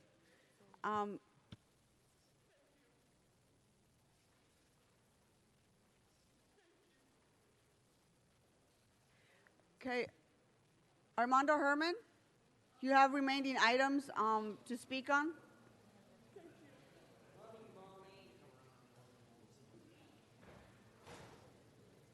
Fucking United States of America. I got 2 minutes coming my way. You've already fulfilled your item 40 and your general public comments. You've got 2 minutes on items 4, 7 through 14. Well, first on item number 4, I'm in opposition. Fuck number 4. Now, as far as item number 6, related item for energy climate change, Donald Trump is right. Fuck your climate. Build, build, build. Then in item number 9, asshole, CD4, the fucking Korean, communicate the Bureau of Street Lighting. Well, like Mr. Corey said, we don't need those fucking lights. We need bright lights. Then in item number 13, because of my jacket has 13 for bitch, it relates to first consideration, relative amendment of section 10.5.2. Am I on topic, bitch? Because I'm reading the section, 42 U.S.C. 1983, the Board Mr. Herman. and Power Commission, in which they retaliated against Mr. Spindler and falsely accusing him of being a terrorist in Van Nuys. And the mayor was the subject asshole to that laughing fuck over there regarding Mr. Spindler being arrested for the purchase price cap of 250 million watts of energy to apply to the initial 200 MW, which stands for Mother Wetbacks. So the physical impact statement is this. As long as there's corruption, FBI, fuck them! Mr. Greenspan, you've got a couple of more items you signed up for. You want to come on up? You've already fulfilled your general public comment, by the way. No, you are correct. Go ahead and speak on the items and your general public comment. Okay. Mike Greenspan, a 10-2 Florida Gator, and I still don't see LA. Now, let's talk about streetlights. Everybody seems to be getting a streetlight district, but us in Council District 2. Problem is, I called up something way back on September 12th over there on Lankershim between Bose and Sherman. No response. Still nice and dark out there. After all, what's a few rapes and a few robberies out here in La La Land? We want to do glitter and glamour in Hollywood instead of looking at reality. Now, let's look at item 23. Hey, $20,000, that's nothing. Of course, it's going to that Kike Englander's district for more pigs, from the part-time pig, of course. Where is the money for the other districts? Number 20, a Christmas tree. Merry Christmas. Didn't once the DWP union goon say every day is Christmas at City Hall under Council President Garcetti? And a menorah. Happy Hanukkah, you scab rabbis. Unionize the synagogues. Now, item 1, it's only a $40,000 processing fee. Money grows on trees. I mean, Bobble gets 5 times that amount for his incompetence. So item 1 was actually continued, so you're not on item 1. Item 1, the $40,000 processing fee. Money must be like water. And a city bank, well, our 3 stooges, Koretz, Weston, and Bonham. Yuck, yuck, yuck. It's only our city money. Hey, homeboy Walsh, rest in peace, surprised me. I thought Glenn Dake was a bitch, not Eric Garcetti. But if I were for this proposal number 15, I'd be your bitch, City of L.A. Well, I'm just letting you know, City of L.A., I'm not your bitch, and I don't plan to be. And one other thing, up yours, nigger Wesson. Next speaker is Arnold Sachs. Oh, yeah, I'm sorry about that. Go ahead, Mike. Okay. Now, freedom of speech. Mr. Herman gave me this.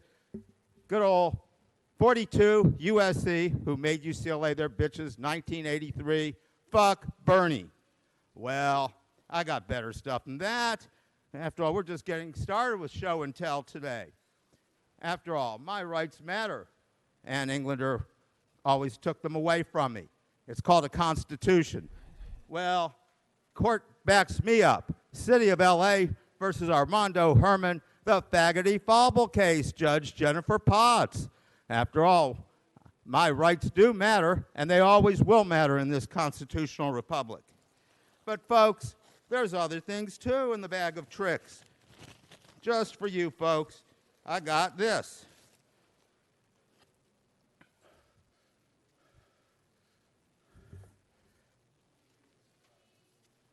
Yes. Mr. Sachs, you want to come on up?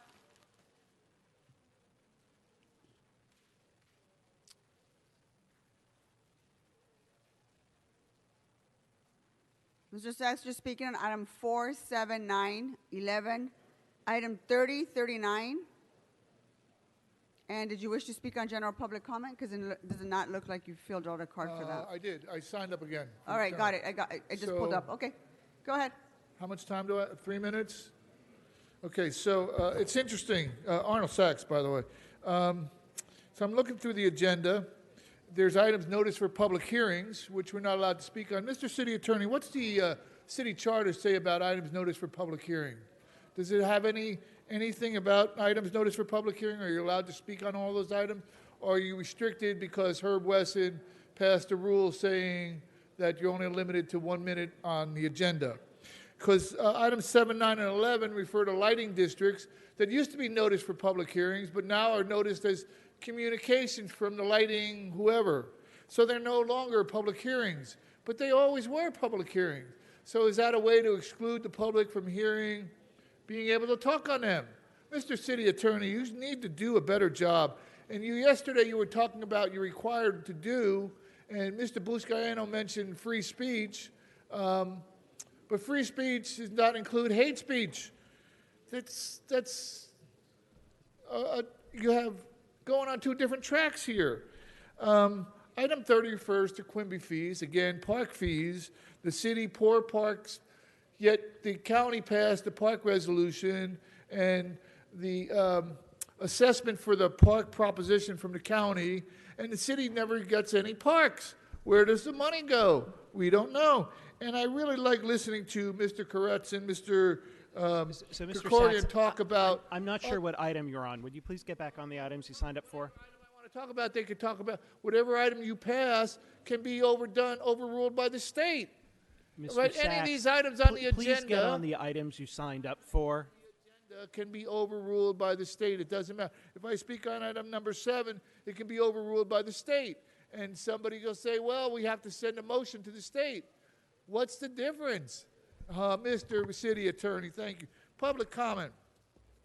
So I was in Board of Public Works this morning, and today's newspaper says, report cites overwhelming evidence of Trump abuses in the top right corner. And on the bottom it says, LA to vote on developer gift limits. Overwhelming city of Trump abuses, but LA to vote on developer gift limits. Doesn't anybody find that abusive?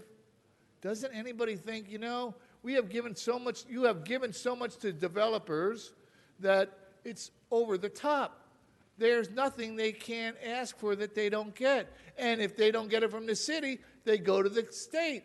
And if they don't get it from the state, they go to the county. And if they don't get it from the county, there's always Metro. Isn't that right, Mr. Krikorian? What about helping the middle class? What about helping the people that are that support the city's operations? Oh, I mean, not the city employees, but the public that pays. I'm sorry, I'm out of time. Thank you, Mr. Arnold.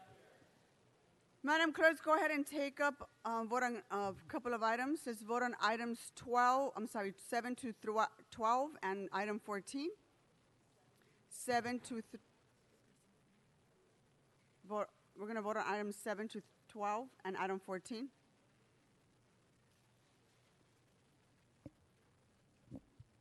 Let's go ahead and open the roll. Close the roll and tabulate the votes. 14 ayes. Those items pass. Let's go ahead and vote on items 16 to 29. Let's go ahead and open the roll.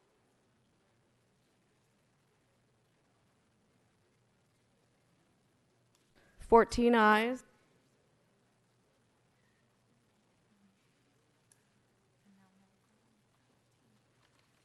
And those items pass as well. Let's go ahead and call up a card. There's a one speaker card for item 13. Rory Stewart, are you here? Come on up. You're speaking on item 13.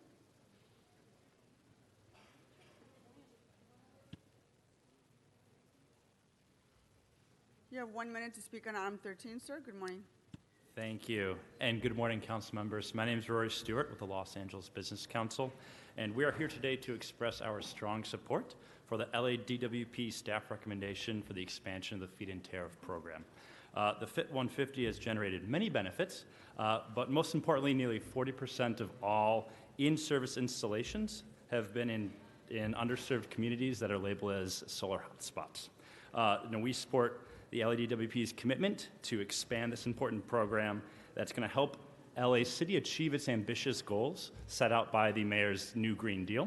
And it is important to note that of the 300 megawatts, the first 50 megawatts will be introduced immediately to continue the successful momentum of the program, with the 250 megawatts being reviewed by the department staff to incorporate important modifications. And an expanded FIT program is a crucial tool for providing grid reliability to replace existing fossil fuel infrastructure in the city. Thank you. Thank you. Let's go ahead and vote on that item, members. Let's open the roll on item 13. Open the roll. Close the roll and tabulate the votes. 14 ayes. Okay, that item passes. Let's move on to item 15, and we have one speaker. Michael Shilstone. And Madam President, as the speaker makes his way forward, an amending motion has been posted and circulated for council's consideration for item 15. Very well, thank you. Good morning. You have 1 minute to speak on item 15. Good morning. I'm Michael Shilstone with Central City Association. Leading up to the proposed Charter Amendment B on last November's ballot, the CLA provided a report to City Council in August that details the feasibility of establishing a public bank. While one of the challenges identified by the CLA appears to be addressed by AB 857, significant fiscal, legislative, and logistical barriers remain. In the same August report, the CLA also outlined how various existing city programs and services could be enhanced and new tools developed to achieve the broad goals set forth for a public bank. This includes an extensive set of proven programs aimed to promote banking and financial support, affordable housing, small business development, and economic development, among other services. Recognizing that considerable hurdles still exist to create a public bank, we request that the CLA report back with, or that the consultant study, include an analysis of the programs noted by the CLA and how these can be used to accomplish the stated public objectives with or without a public bank. Thank you. Thank you very much.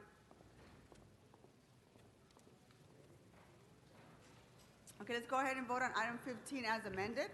Let's open the roll, close the row, and tabulate the votes. 14 ayes.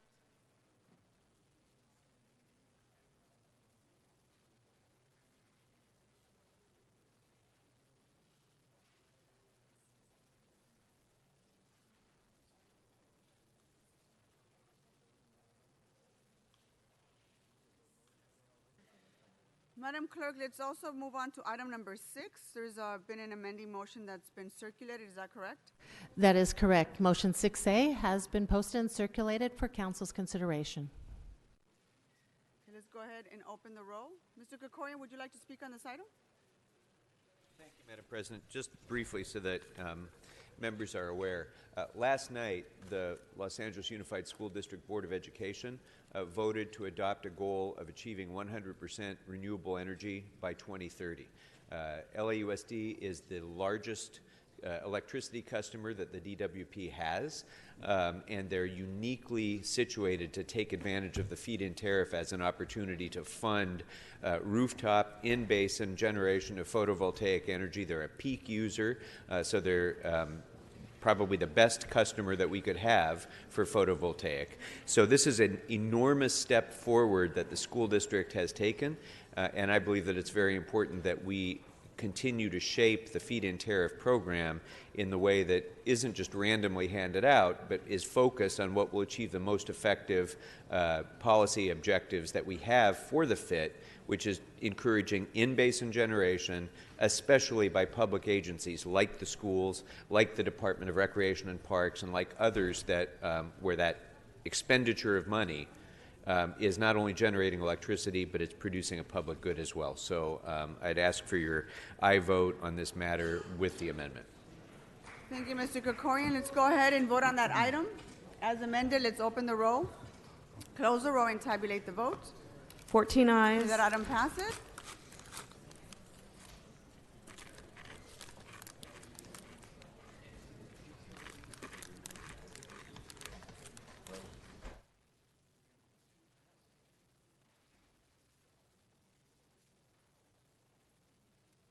Okay, let's go ahead and vote on item number 30.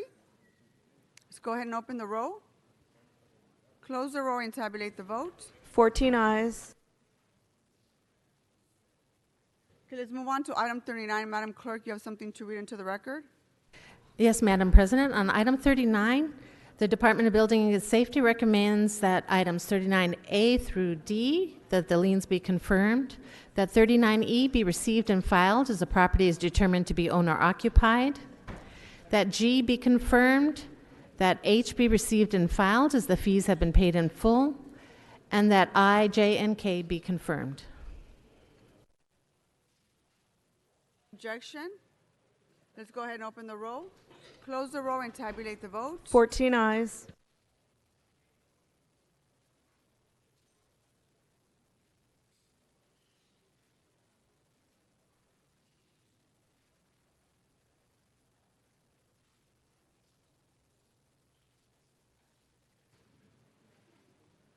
Okay, I'm going to call a few general public comment cards. If you please, if I call your name, please come up. David Hunt. David Hunt here? You want to come on up? The Red Chief, are you here? Mr. Hunt? You're in the room, he's not here. Go ahead, David, you have 1 minute of general public comment. Was this on item number 4, general comment? This is general public comment. Oh. Never mind. I wanted to speak on 4. You wanted to speak on what item? Item number 4. Okay, that's not up yet. David Hunt, are you here? How about Rob Kwan? Rob, you want to come up, general public comment? Followed by Nadia.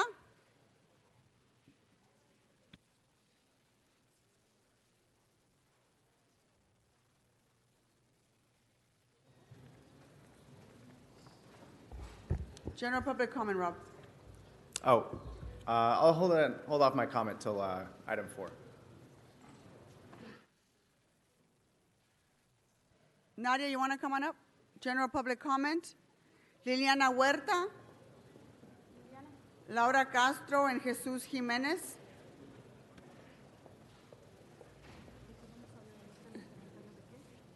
Vamos a dar las gracias y que apoyen a los otros concejales que también apoyen, por favor, a lo que el señor Lee les propuso. Go ahead, Nadia. General public comment. Thank you so much for the opportunity one more time. Councilmember Lee, thank you for what you did. Thank you, Mr. Kikorian and Mr. Cortez, for I'm asking the other council members to please listen and support. Mr. Price, if you don't mind. Mr. Price, apparently our council member, Mr. Price, is busy and not willing to listen, but you were the one who passed this, support this for the street vending, and I'm asking you to please listen to our people. We want to support you guys back in the future. We need your support to all of you guys. And this issue for street vending, we are not against the vendors, the elotero, anything like that, but we want you to understand that you really fuck us up as restaurant owners. And you really mess us up big time. We are losing our businesses. Please be aware of it. For more than 1 year, you did this to us. We need your support. Thank you. Thank you. Next speaker. You have 1 minute of general public comment. Muchas gracias, concejales, por su apoyo y sabemos que esto no va a ser fácil. Thank you very much, council members, for your support. We know that it's not going to be easy. Estamos buscando unas mejores ciudades limpias. Ciudades limpias. We want to have clean cities. Prevenir la contaminación porque la grasa que dejan las personas va al mar, todo lo tiran al drenaje. We also want to reduce the contamination because all of the oil that's left behind makes everything dirty. Y también les animo que visiten el Valle de San Fernando después de las 5 de la tarde. I also want to encourage you to visit the San Fernando Valley after 5 p.m. in the afternoon. Y vean realmente la realidad para los que viven por allá. Muchísimas gracias. And you can see what's there, those that live there. Thank you very much. Go ahead. Gracias por darnos la oportunidad otra vez de hablar. Thank you once again for giving us the opportunity to speak. Quiero darle las gracias al concejal Lee y a las personas que lo están apoyando. I want to thank Councilmember Lee and the people that are supporting him. Por entender el problema y la situación en la que estamos. For attending to the problem that we're having in our situation. Me gustaría que los demás se tomaran el tiempo de mirar el problema y apoyar la propuesta que él está haciendo. I would like the rest of you look at the problem and also consider the proposition he's making. Recuerden que nosotros somos las personas que aportan para la economía de este país. And keep in mind that we are the individuals that support the economy of this country. Somos las personas que le dan trabajo a otras personas. We are the people that give work to other people. Y que si nosotros fracasamos dejarían sin empleo a muchas personas más. And if we were to fail, so many others will be left without employment. Solamente pido que lo apoyen a él y lo escuchen y miren la propuesta que él tiene. I'm only asking that you support him and listen to this proposition he's making. Y gracias. And thank you. Okay, thank you very much. I'm going to hold general public comment for just a minute. Hi, did I call your name? What is your name? Jesus Jimenez. Okay, go ahead. Okay. Especial agradecimiento al señor Krakorian, al señor Lee y al señor Corés Special thanks to Mr. Krikorian, Mr. Lee, and Mr. Koretz por entender lo que es tener un negocio legal en el condado de Los Ángeles. for having understood what it means to have a legal business in the county of Los Angeles. Para los concejales restantes les pido que si tienen familiares, amigos y alguna otra persona que les pudiera dar una opinión de lo que es correr un negocio, And for the rest of you council members, I want to ask you that if you were to have family or friends that could give you one more opinion about having your own business, especialmente para el señor Price, especially for Mr. Price, para que tomen en cuenta lo difícil y el problema que a diario y a toda hora un dueño y una persona responsable del restaurante lleva a diario con todos esos problemas. so that you keep into account all the difficulties and the time and the problems that a business owner has to take on a daily basis. Thank you. Thank you very much. I'm going to hold general public comment. We have to get through a presentation that's been waiting here. Mr. Weezer, are you ready?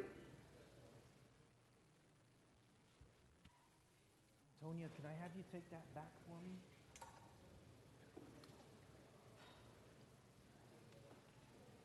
Thank you.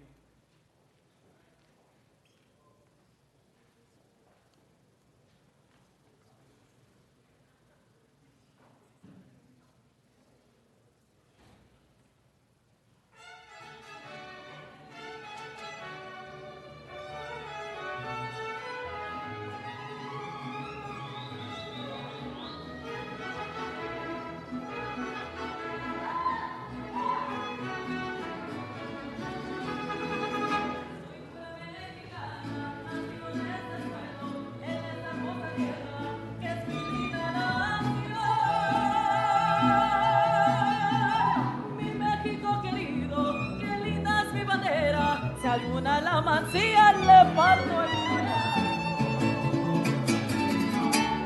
¡Viva! ¡Viva! ¿Dónde le doy para allá? Aquí vamos a quiero pasar para allá. No, donde usted me... ¿Qué pasa aquí? Pues?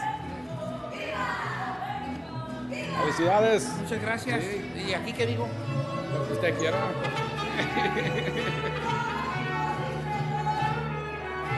¿Me quito el sombrero? No, no siquiera. Había una... ¿Y ellos quién son?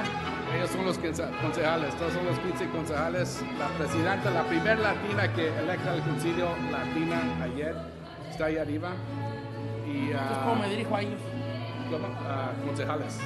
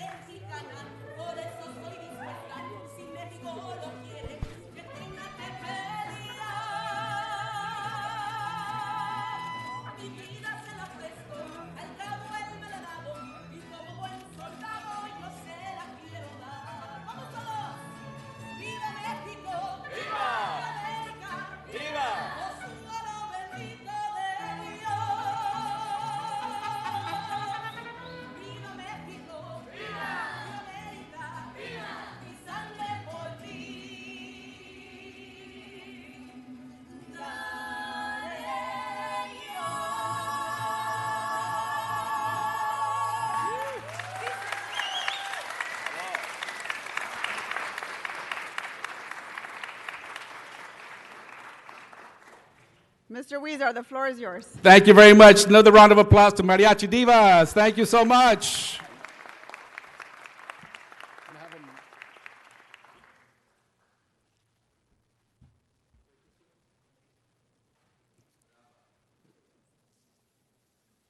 Thank you very much. And it was nice to have a little break from our usual business here in the middle of our council meeting to provide, to lower down the tension that I felt in the room from everybody coming up with some amendments and everything else here on the council chambers. But it's great to be here in this, as our mayor likes to call it, our temple of democracy, to see that, that we are making better rules and regulations and ordinances for our Angelinos.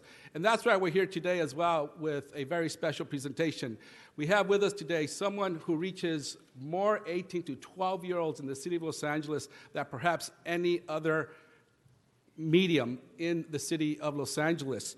This is an individual who gives back to the community, who does a lot for us, and that's why we are here to acknowledge him today. And I'm talking about our beloved Don Cheto. Bienvenido.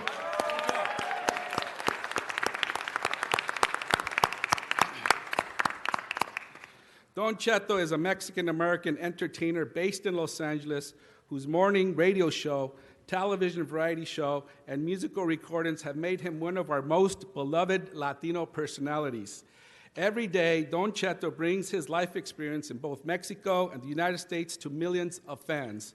And get this, according to 2019 Nielsen ratings, Don Cheto's radio show, Don Cheto Al Aire, ranks as the #1 program among adults 18 to 34 in Los Angeles. But in addition to that, he is someone who is often seen in many community events, giving of his time to make sure that we continue to promote the well-being of all Angelinos. But the question is, how did a 63-year-old, are you 63 years old? I'm between 100 and He said he's between 100 and 60, I don't know. How did a 63-year-old immigrant from the town of La Sauceda in Michoacán, Mexico, who crossed the border more than 30 years ago, achieve this kind of success? Well, in part, Don Cheto's laid-back, rural Mexican style is responsible. The simple and direct way that he speaks seems to resonate with audiences. Don Cheto is like everyone's favorite uncle, but he comes with a message. He tackles current events affecting the Latino community. He doesn't shy away from controversy, but he approaches these issues with humor, insight, and a sense of compassion. Finally, I think Don Cheto's success has to do with our city's role as a capital of migrant Mexico. Los Angeles is not only a Mexican city, but also a rural Mexican city. Our community is brimming with immigrants who only recently left behind lives on ranches and farms. Both groups identify with Don Cheto. People who grew up in Los Angeles want to stay connected to their roots. Don Cheto helps them keep that connection going strong. People who are newly arrived sometimes need direction when it comes to dealing with the complexities of living in this new culture. Don Cheto is their guide. It all comes down to this. With Don Cheto, you get what you see. He's a simple guy who tells it the way it is, or at least the way he thinks it is, and that's what people most appreciate about him. Ladies and gentlemen, the city of Los Angeles has a very special gift for Don Cheto on his birthday, thanking him for the contributions he made to the city of Los Angeles, for connecting us all together, no matter where we come from in the world. And I'd like to present this resolution declaring today, December 4th, Don Cheto Day in the city of Los Angeles.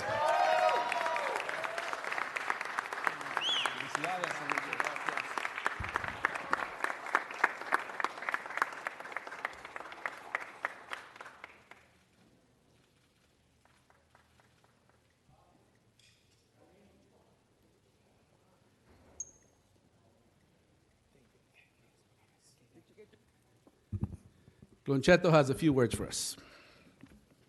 Bienvenido, Don Cheto. Muchas gracias. Me dedico a, so what I do the talking right in the morning, but it's really hard for me to talk right now. It's weird. It's really weird. But I'm really honored to receive this, and muchas gracias a todos, a la gente que me acompañó, a la gente que a lo largo por mi carrera ha estado apoyándome, muchas gracias. Veo tantas caras familiares, muchas gracias a todos. Como a Pepe Garza, muchas gracias por su apoyo desde siempre.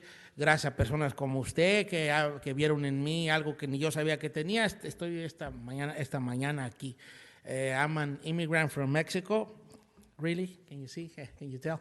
And I'm really, I mean, I came here not long ago as an immigrant, and now I'm in front of all of you guys, and it's overwhelming. And hey, I guess it's possible, right?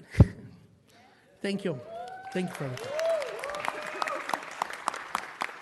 Gracias a Eduardo León, gracias por todo. Tú sabes lo que significa para mí, mi familia, tu amistad. Gracias a los equipos que han estado conmigo a lo largo de los años, al equipo que tengo ahorita, Said, Giselle, Chino, muchas gracias, los quiero mucho. A toda mi familia, esto es para ustedes. Y viva Los Ángeles. Gracias. Mr. Weezer.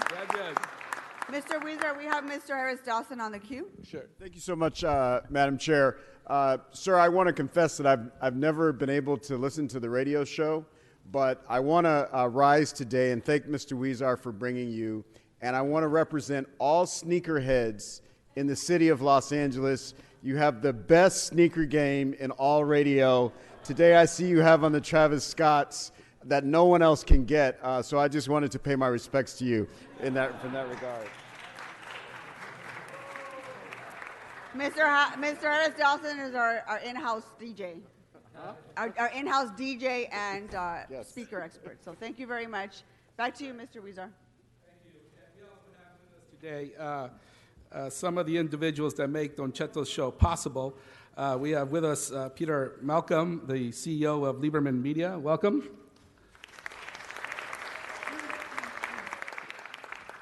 Also, Pepe Garza, the program director.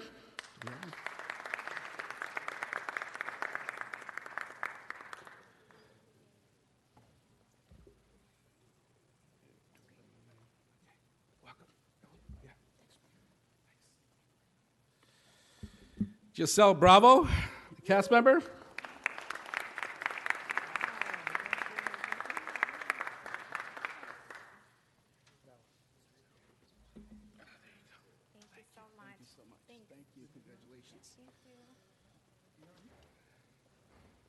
And Alvin David, cast member.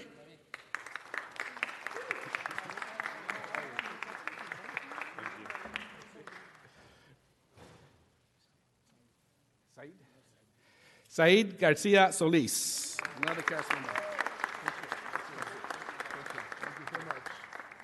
Well, there you have it, folks. One of the highest rating programs in the morning here in the city of Los Angeles. And if you listen to the show, there's a lot of humor, a lot of jokes being said, but at the same time, they are addressing some very important issues that we all face day to day, Latino, immigrant or not.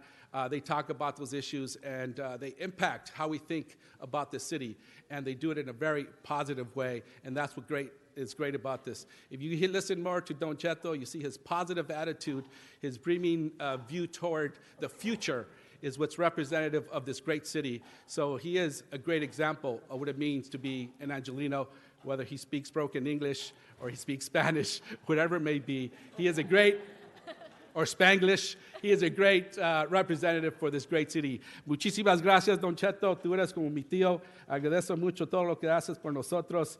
Adelante y gracias por estar con nosotros a declarar el Día de Don Cheto en Los Ángeles.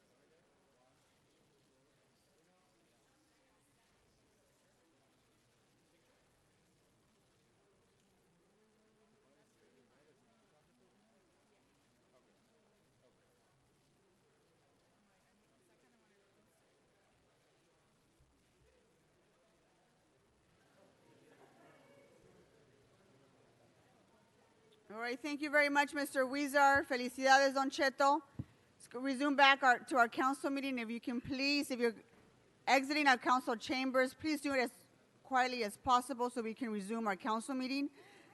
Madam Clerk, you have an announcement on 2 items?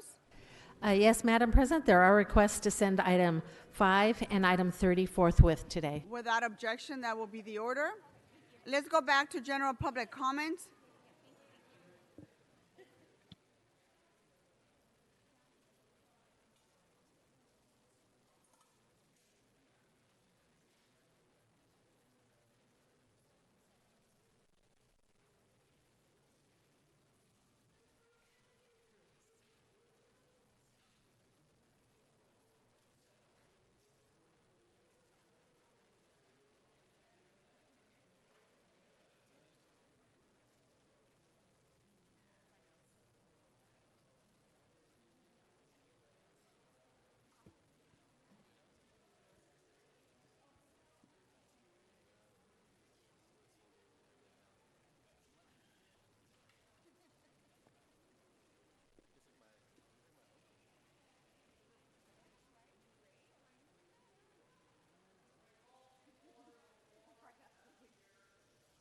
Okay, we're going to resume general public comments. Jose de los Santos, are you here?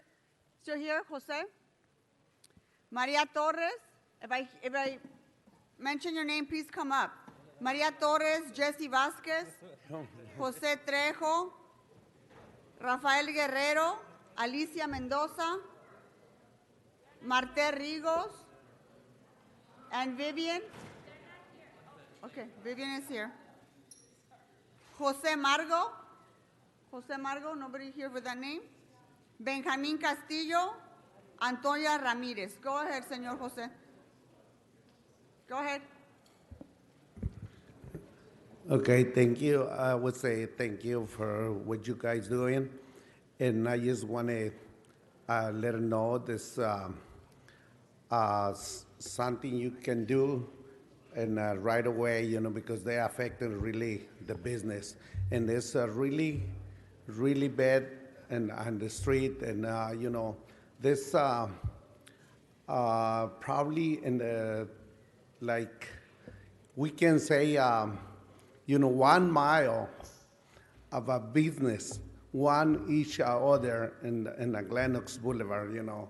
And I think, you know, and they put advertising and online, you know, they serve alcohol in there, you know.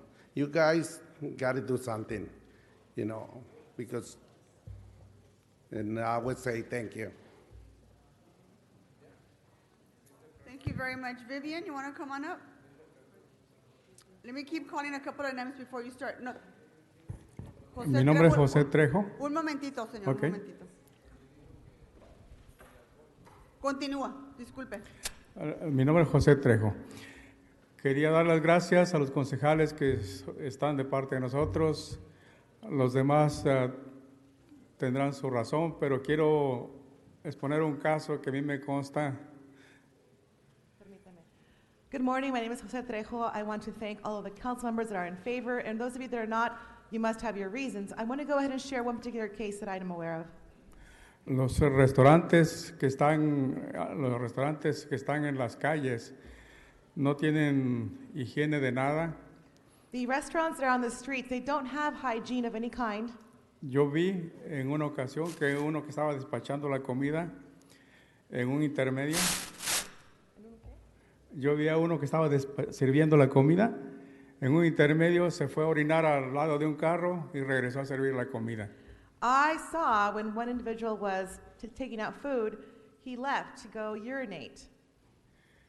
¿Por qué? Porque no tienen dónde lavarse las manos, no tienen dónde ir al baño, no tienen nada y no hay inspección para ellos. Why? Because he has no place to wash his hands and there isn't any kind of inspection going on. Entonces quiero que ponga atención, por favor, a esta situación que existe. Al rato va a haber una epidemia. I want you to please pay attention to this issue. In the future, there could be an epidemic. Muchas gracias. Thank you. Vivian, you're next. First of all, I want to say thank you to Mr. Lee, Korokian, and Koretz for listening to our words and giving weight to the issue of public health and safety, and for the restaurants that we represent that are losing their businesses on a daily basis based on this issue. I want to speak to our city attorney and remind him that there is an urgency clause on Section 5 that states that you must protect the health and safety of the residents on the sidewalk vending program, and it must become effective as soon as possible. And for all these reasons, the ordinance shall become effective upon publication pursuant to Los Angeles Charter Section 253. I want you to please Martinez, Orfero, Price, Rodriguez, Rue, Blumfeld, Bonin, Buscaino, Cedillo, Harris, Dawson, Weiser, please join hands to protect our community. And on behalf of Sophia's Angels and the families that I represent whose children have died of leukemia, I say thank you for protecting our children from any kind of foodborne illness. Thank you, Vivian. Thank you. Thank you very much. Next speaker, Antonia Ramirez. Antonia, hold on for just a second. Let me call a couple of more speakers. Iman Malik Mohammed, are you here? Do you want to come on up, sir? Wayne Williams and Wayne Spindler. Go ahead, Antonia. Vote the Socialist Communist Democrats out, or we will triple the poverty, homeless Holocaust with high crimes. Furthermore, put the elite, satanic, Zionist Jews who are highly skilled thieves, i.e. the judges, commissioners, attorneys, and politicians and their fucking families. Put these fucking kikes out on the streets, homeless, where they belong. Let them suffer and be terrorized like we do every fucking night and day. I am asking for also help to please provide the few good homeless people who got all wet, myself included, last night and this morning, with dry, waterproof tents, tarps, blankets, flashlights, batteries, food, snacks, and dry clothing, jackets, sweaters, and gloves for only a few good men and women who are located on Main Street between Arcadia and New High Street. It's walking distance. It's between La Plaza de Cultura and the Catholic Church. The Catholic Church has done nothing to help. And again, I thank you for the beautiful Mexican mariachi. It was beautiful, absolutely stunning. God bless America. Thank you, Ms. Ramirez. You want to come on up? Mr. Mahmoud? You have 1 minute of general public comment, sir. This is Imam Malik Tariq Mahmood, missionary of Ahmadiyya Muslim community. I want to share. Can you pull the Islamic mic up a little teachings. bit? Thank you. I want to share some Islamic teachings on peace. God says in the Holy Quran, whoever kills a person will be as if he had killed all mankind, and who gives life to a single person will be as if he had given life to all mankind. In a battle, the opponents of the Muslim people wanted to take the water from a fountain dominated by the Muslims themselves. Some Muslims wanted to stop, but the Holy Prophet of Islam came and allowed them. On another occasion, the Holy Prophet of Islam was with his companions when he saw a funeral passing by. The Holy Prophet stood up for the respect of the deceased. Somebody said that he was a Jew. Prophet of Islam said, wasn't he a human being? Love for all, hatred for none. Thank you. Mr. Williams, followed by Wayne Spindler. Thank you, Madam President. I'm Wayne Williams with the California Clean Money Campaign. Thank you for Council's leadership in strengthening the city's matching fund system and for putting the crucial issues of a developer contribution ban on today's agenda. Thank you specifically to Council President Wesson and Council Members Bonin and Koretz. Our coalition has a compromise amendment request to make Item 4's Ordinance B into a real and workable developers and fundraising ban by extending it to match the standards set by Measure H for the city contractor contributions and fundraising ban. Unfortunately, there was no opportunity to discuss it in the Rules Committee, so I hope you will give our coalition representatives the opportunity to discuss it briefly in comments for Item 4. Thank you.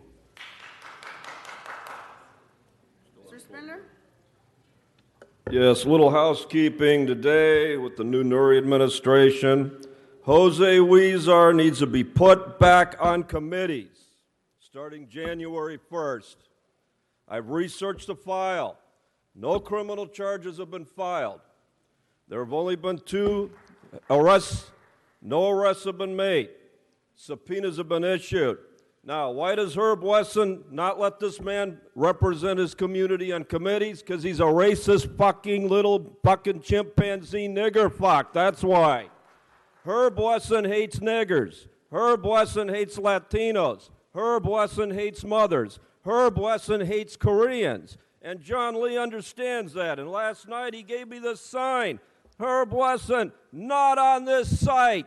No on Herb Wesson for the County Board of Supervisors. You demon little chimpanzee chain-smoking nigger. Put Weezer back in business. Thank you.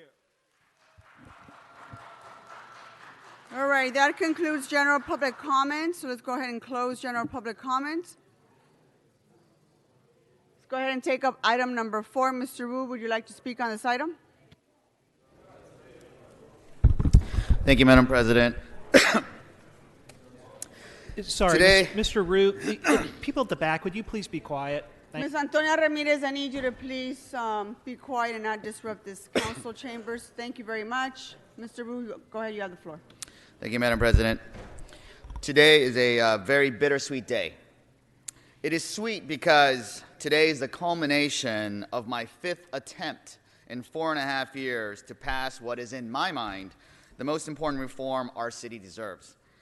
Yet it's a bit bitter because it doesn't go far enough.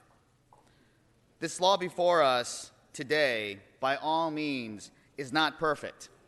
And I don't believe it will end all perceptions of corruption or restore the public's trust overnight.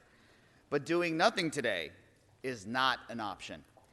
And doing nothing is ignoring the crisis before us, and doing nothing will cost us the trust of Angelenos.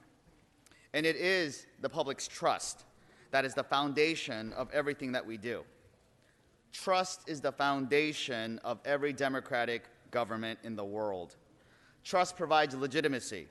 Trust is the basis of our power. And in any government by the people and for the people, the public's trust must always be held as our highest goal.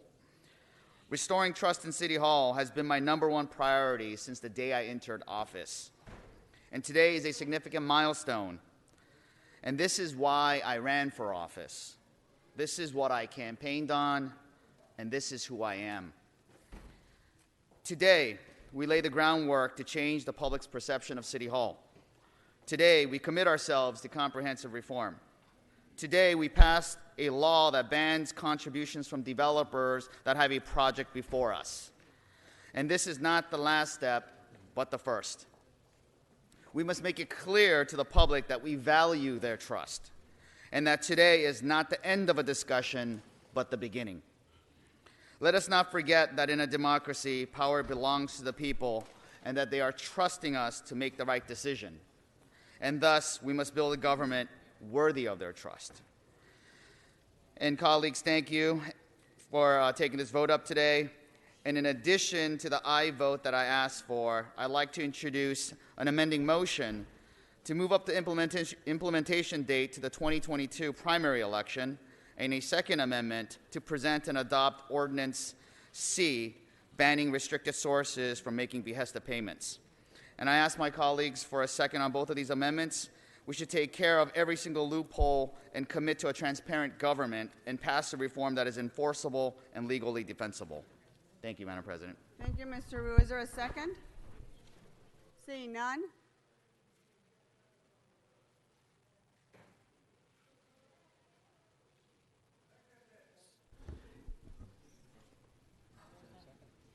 There is no second on these two motions. Let's go ahead and we've got two speakers. We have 3 speakers on the queue. Mr.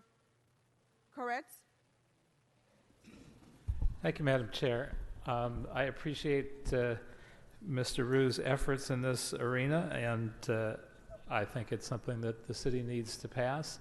My concerns, though, are that we make it difficult for people to comply, and I don't want to see that happen. There is somewhat vague language about how we set up a database. This shouldn't actually start an implementation until we have a clear process with a database with everyone whose contributions should not be taken are listed. And so, I mean, I've been an elected official for most of the last 31 years. I've never had an FPPC fine. I've never had anything go wrong, and it's because I'm very careful.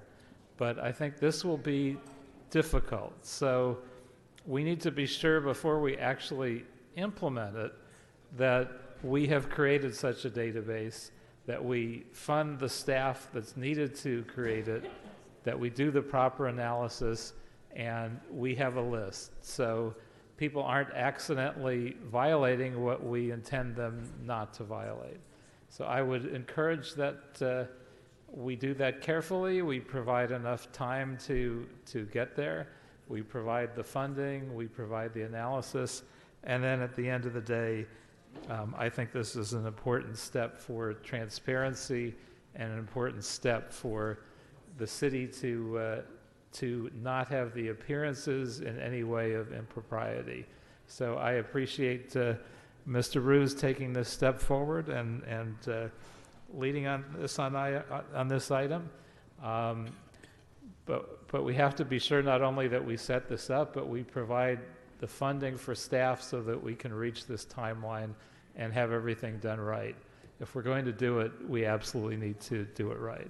I ask for your aye vote, but as we move forward, I ask also that we keep our eyes on that prize as well. Thank you, Mr. Koretz. Mr. Bonin, followed by Mr. O'Farrell, followed by Mr. Krikorian. Thank you, Madam Chair. I hate to be Eeyore, the guy who rains on the parade, but I actually don't think this is a particularly groundbreaking or a particularly important or significant piece of legislation today. I think that when it comes to campaign finance reform, all we're doing is feeding a vitamin C tablet to somebody with pneumonia until we do full public financing. Full public financing is the only way to have clean money. A system where we're saying, okay, we're not going to allow money from an affordable housing developer, but you can be a fossil fuel executive whose company is destroying the planet, that's okay? Something's wrong with that. It's just this weird little goofy piecemeal system that we do, and we have to vote for it. We have to vote for this today, because if we don't, tomorrow morning, the LA Times, and when we're running for our election, there's going to be a newspaper story or a hit mailer that says, such and such voted against the developer ban.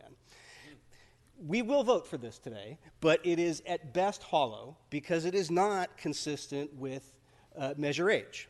Now, there are ways in which this is actually, there are elements of this that are stronger than Measure H.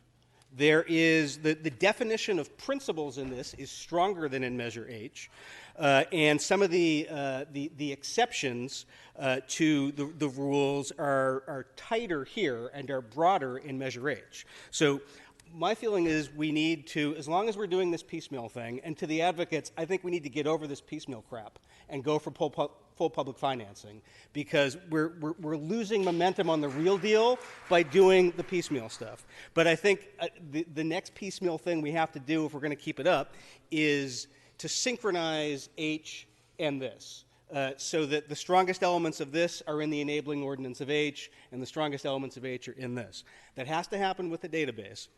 I'll put in a separate motion that tries to synchronize those two things.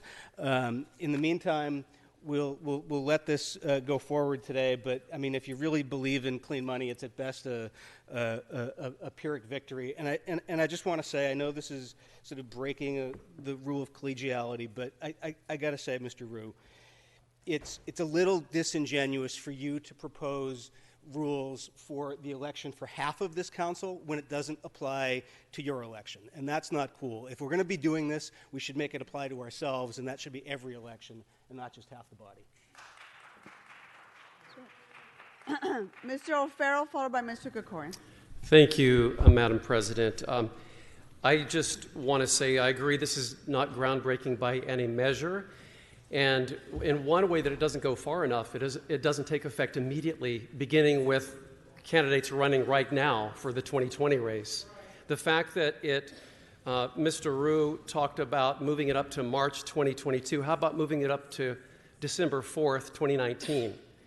In that sense, it would go far enough if you really want to achieve the objective that you outline. This is not the panacea, because what will happen is this will just increase the play for independent expenditures. That's what's going to happen.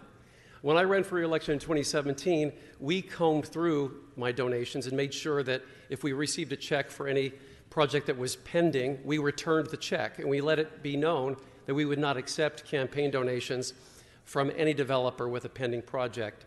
It takes a lot of work, but a campaign can do that. And I would argue somewhat opposite of Mr. Koretz. I don't know that we need an electronic filing system in order for us to take that responsibility now. So it is far from a perfect system, and I agree with Mr. Bonin. The only way to really do this is through a public financing system. That's the only way to not have some sort of, unwanted element to running a campaign. And that's just not the reality we live in. It's up to us as candidates to monitor the intake of campaign contributions. Thank you. Thank you, Mr. O'Farrell. Mr. Krikorian. Thank you very much, Madam President and colleagues, for this discussion. I guess I would add to Mr. Bonin's point a bit. While public finance would certainly be the best way to eliminate any possibility of undue influence as a result of money, the next best way is full transparency and ensuring that people understand where money is coming from. And we don't have that system now. And Mr. O'Farrell mentioned the push into IEs, and the very worst place that we see that is in independent expenditure campaigns. And throughout the United States, really, in state elections, federal elections, and in our elections, pushing money into these largely unconstrained, largely inaccessible and non-transparent committees that often give to each other in order to further conceal where the money is coming from is the single worst thing that's happening when it comes to financing campaigns, in my view, over the last couple of decades. And as try as we might, I introduced legislation to try and correct this at the state level, and try as we might, the Ethics Commission has worked on this for at least 15, 20 years, I think. The constraints that we have because of First Amendment limitations on what we're able to do to constrain independent expenditures is just swamping every other piecemeal effort we make to try to constrain contributions that are directly received by candidates' committees, because they're pennies on the dollar. I mean, contributions that we get that are limited in amounts, pale in comparison to the hundreds of thousands of dollars that independent expenditures spend. In my first campaign, 2 unions spent $1 million to try to defeat me.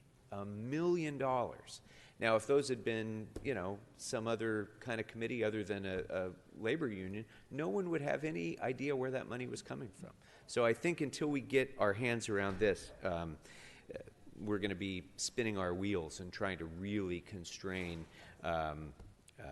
the undue influence of money in our elections. But on the transparency front, I want to throw out another thought. And Mr. Ryu had proposed Ordinance C, which addresses the behested payments issue. I think there's still more work to be done, for sure, on that concept of what would be prohibited, what would be constrained, and so on behested payments. But I do tend to agree with what Commissioner Orden recommended, which was to lower the disclosure threshold. And again, to the point of transparency, it's one thing to catch people, it's one thing to put up these gotcha sort of things where Ethics Commission can do an audit and find somebody did something wrong. But the better thing is to ensure that the public knows exactly what's going on. And if people are receiving or asking for thousands of dollars in behested payments, I don't think it's too much to ask that they disclose that so that the public knows it. So I would make a motion that we actually amend proposed Ordinance C and replace it with language that would do as Commissioner Orden recommended, which is to lower the disclosure threshold to $1,000 while we're working on the other provisions with regard to behested payments. And to Mr. Bonin's points, I think there's a lot of places where Ordinance B and Measure H should be brought more into alignment. I think the exclusion of the contractors, subcontractors, major subcontractors is something that needs to be addressed. I think, that there are places that, for example, applying this to all city committees rather than just candidate committees probably makes a lot of sense, but I think that needs to be done thoughtfully, aligning these two measures and not spitballed on the floor of the council. But I think those are areas that we need to move forward on. So I would go ahead and make that motion with regard to Ordinance C to advance the reduction of the disclosure threshold Mr. right now. Krikorian has made a motion. Is there a second? Mr. Bonin? Mr. Bonin seconds it. Very well. Mr. Lee, would you like to speak too? Just a second, Mr. Rue. Mr. Lee. Yeah, I agree with Councilman Krikorian about just everything needs to be full disclosure. People can take a look at who's donating to us and make a decision on their own. We're going to vote for the proposed B, but I want us to be very careful about behested payments. This, I think everyone around this horseshoe got into government because they wanted to help people. I've always believed that corporations who make money in our communities, make money in our city, have a corporate responsibility to give back.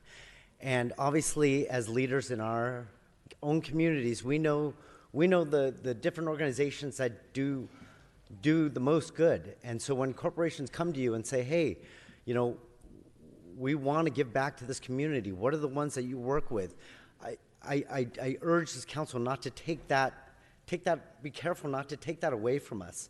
If I'm over the years not able to raise money for organizations like Devonshire Pals, where we have broken the cycle of gangs on Parthenia, we've lowered juvenile crime by 40%. San Fernando Valley Rescue Mission, a 90-bed homeless shelter that has helped hundreds of families get off the streets, where we have a 95% success rate using no tax dollars. The YMCA, where we've built 16 after-school daycare centers, because so many of us, including myself, are couples that both work and need places for our kids to go that we know are safe. So I urge this before we vote on anything regarding behest payments, and we honestly take a look and understand. I just don't want a knee-jerk reaction to any situation where we've taken up this contribution, but then all of a sudden, behest payments thrown out there, and that we lose our ability to point corporations in the right direction on where we think their money will be best served. Thank you, Mr. Lee. Mr. Harris Dawson, followed by Mr. O'Farrell, followed by Mr. Krikorian. Madam Chair, and thank you to everybody. Members of the audience, if I can please remind you, we're still trying to run our meeting. Please ask courteous. Mr. Harris Dawson. I want to thank all the members that have weighed in on this topic. I'm sorry, Mr. Harris Dawson. Mr. Spindler, Mr. Armando Herman, this is your first and final warning. Stop disrupting this meeting. It was Spindler. It's got to go. Okay, you know what, can you please remove Mr. Armando Herman? He continues to disrupt this meeting by standing up. Thank you very much, Mr. Herman. You've disrupted the meeting. You've been asked to leave quietly. You're not doing it. You've been ordered removed. If you continue, Mr. Spindler, you will also be removed from the council chambers. Sorry about that, Mr. Harris Dawson. Go ahead. Thank you, Madam Chair, and thank you to all the members who've spoken to this issue. This is an issue, behested payments in particular, about which I have a good deal of passion. Having been, like you, Madam President, a person who ran a nonprofit, who relied on partnerships with our elected officials to raise money to make sure that those nonprofits survived and thrived and were able to provide services to people, and especially poor people. And here is the, I think, unintended consequences, but it is an undeniable consequence. When you put payments to nonprofit organizations in the category with campaign donations, you necessarily taint them. It may be not fair, it may not be the intention, but that is in fact what happens. To this day, and I don't have to speculate about this because this has already happened, organizations in my district have called me and say, hey, I have this donor who gives every year, and now they're saying they don't want to give because it's going to trigger a report because of our association with you or because you've helped us in the past. This also happened 2 weeks ago, right back here. Someone from the LA Times comes up to me and says, you raised X amount of dollars from a corporation called BlackRock. I've literally never heard of this organization. We dug and we dug and we dug, and what we found out is I let California Conservation Corps put my name on a host committee list. Mm-hmm. And so then everybody who California Community Foundation raised money from suddenly has a behest from me. It's people I've never talked to, had any contact with, probably wouldn't have any contact with. Mm-hmm. So it's just a really foul system, and I think before you do anything that takes resources away from poor people or has any potential to do that, you got to be very, very careful that you're getting it right and you're actually doing what you intend to do. And so I appreciate the sentiment that comes around transparency, around behested payment, but the unintended consequences hurt people that are never going to make it into these chairs and are never going to interview with the LA Times about how they don't trust the government, because their distrust of the government comes because they don't have their basic needs met. And so I'd offer that to all of my colleagues as someone who's been on both sides of the fence and can feel acutely what this has the capacity to do. Thank you, Mr. Harris-Dawson. Mr. Krikorian. Thank you, Madam President. I don't disagree with my colleagues. My proposal is simply to change the disclosure limit. There's still much to be done with regard to, any effort to prohibit or limit behested payments. That has to be done very carefully for all the reasons that have been stated. My proposal is simply to lower the reporting threshold, because when Mr. Lee does the great work that he did as Chief of Staff to Mr. Englander to save the San Fernando Valley Rescue Mission, for example, and as many of us did, when we do that kind of work, I don't mind telling the public about that. I think that's really important to tell the public that we've done that good work, or the Boys and Girls Club, or New Directions for Youth, or all the other things that we all do to help the nonprofits in our district. I think that's a positive thing to talk about. So I don't mind having a requirement that we disclose those behested payments. When it comes to the issue of what should be acceptable and not acceptable, I think Mr. Harris-Dawson has hit on a lot of the concerns that I've had about prohibitory language when it comes to behested payments, and I think that's something that we would really need to dive into a lot more depth into with the Ethics Commission, in committee, and so on, before there's any prohibitory language. Mine is simply about disclosure. Now, if members are uncomfortable advancing that at this point and would like that to be considered as part of a package of things and brought back, I'm not adverse to that, but I think that this disclosure part we can expedite even when we're working, to try to address some of the other issues that Mr. Rue's motion has raised and some of the other issues that are before us. While we're working on those, we have lots of time before the 2022 election to get that right. But I think on the disclosure part, that's a fairly discreet, simple question that we could move forward expeditiously, if not today. That's fine. Thank you, Mr. Krikorian. There are no other speakers on this item. Mr. Krikorian, I'm going to go ahead and refer your amendment back to Rules Committee. And Madam Clerk, there is a technicality on item number 1, so I'd like to go ahead and read that into the record. Move to amend the Rules Committee report to adopt revised ordinance B dated November 22nd, attached to the file in lieu of the recommendation number 1. That is now before us. Let's go ahead and open the roll. Close the roll. Excuse me, Madam President, and a second for that amendment? Correct. We've satisfied public comment in committee, sir. Thank you very much, Rob. Is there a second? Mr. Blumenfield, let's go ahead and open the roll. Mr. Previn, please be quiet. Do you want to go ahead and speak to that, Mr. Streffen? No, I was just trying to get the audience to stop shouting. I couldn't actually hear what you were saying. Madam Clerk? And Madam President, then for clarification, the first motion proposed today by Councilmember Rue failed due to the lack of a seconder. The motion by Krikorian Bonin has been referred to the Rules Committee.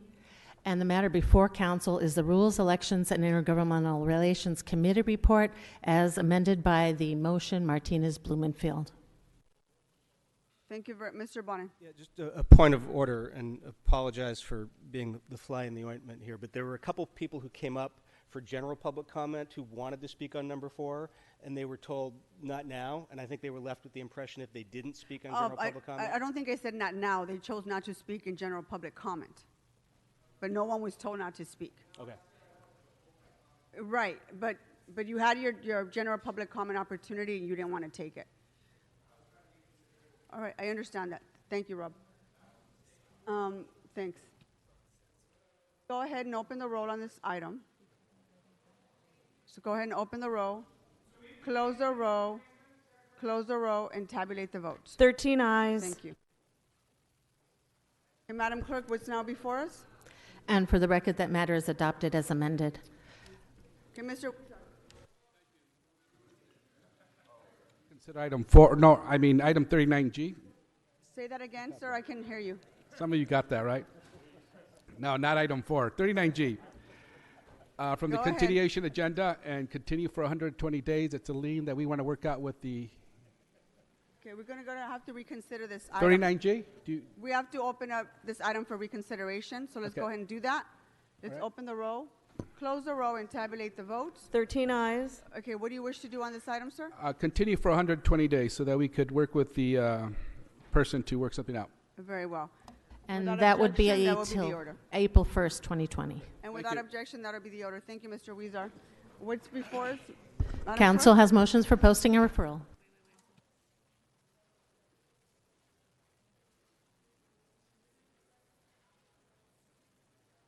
There's been a request to send item 4 forthwith. Okay, without objection, that will be the order. What's before us now? Council has motions for posting and referral. Posted and referred members, are there any announcements? Any announcements? Can we all rise for adjourning motions, please?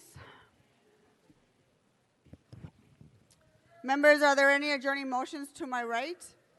Members of the public, I'm asking, we're doing adjourning motions, Mr. Arnold Sachs. I'm going to ask you once again to stop disrupting this meeting. Any adjourning motions to my right? Any adjourning motions? Mr. Blumenfield, go ahead. Thank you, Madam President. Colleagues, today I ask that we adjourn in the memory of Dana Sherman. Dana was my appointee to the City Bicycle Advisory Committee. He passed away this November 20th of complications due to heart surgery. He was an amazing person. He was the board chair of a local nonprofit called Fleet Street, which worked with at-risk and incarcerated youth at Pacific Lodge in Woodland Hills, dealing with at-risk youth, and with the LA County probation camps. He offered bike repair and safety training. Many of these young people were able to leave their detention, specifically with the bicycle that they had rebuilt and restored under Dana's tutelage. It's sad, but in some ways a tribute. We're having the first ciclovia west of the 405 this Sunday, and I dedicate that in some ways to the memory of Dana Sherman because he was such an avid enthusiast. Fleet Street offered bike maintenance and repair at my annual bike ride. They did it for free. They helped the community out, and many other events throughout the city, including Summer Night Lights. Dana was an active member of the Woodland Hills Rotary Club. He was a senior lecturer at SANY Department of Civil and Environmental Engineering at the University of Southern California. He was a member of the California Bar. Through his volunteer activities and professional work, he helped make Los Angeles, and in particular, he helped make the West San Fernando Valley a much better place. Dana, may you rest in peace. Thank you, Mr. Blumenfield. Any other adjourning motions to my left? Mr. Koretz? Thank you, Madam President. I ask today that we adjourn today's council meeting in memory of architect Dion Neutra, the son of preeminent architect Richard Neutra. Dion waged a decades-long war to save his father's iconic buildings from decay, remodeling, and demolition. His father, whose world-class architectural peers of the international style modernism included the likes of Louis Kahn and Rudolf Schindler. He was a Viennese immigrant who came to the U.S. in 1923 to work with Frank Lloyd Wright and arrived here in Los Angeles in 1925. Father and son worked together and apart, influencing the aesthetics of Los Angeles for nearly a century. His father died in 1970, and Dion continued his father's life work throughout his life, including fighting to preserve his dad's vision and legacy, not just here in LA, but worldwide. Personally, many have talked about Dion as a lovely man and a Silver Lake community activist as well. He died at his home on Neutra Place in Silver Lake, a neighborhood chock full of Neutra architecture. He was 93, and may he rest in peace. Thank you, Mr. Koretz. Mr. O'Farrell? I'm planning an adjourning motion for Dion Neutra. I know the family. So we're actually waiting on information. We're going to bring the family in and friends in the foundation. So I'm going to hold off, and I'll still do that adjourning motion. He was a constituent of mine. I knew him personally, and he did live in Silver Lake. So stay tuned for us to do an adjourning motion properly and bring in his family. Very well. Thank you, Mr. O'Farrell. Any other adjourning motions? Seeing none, our meeting is adjourned. Thank you.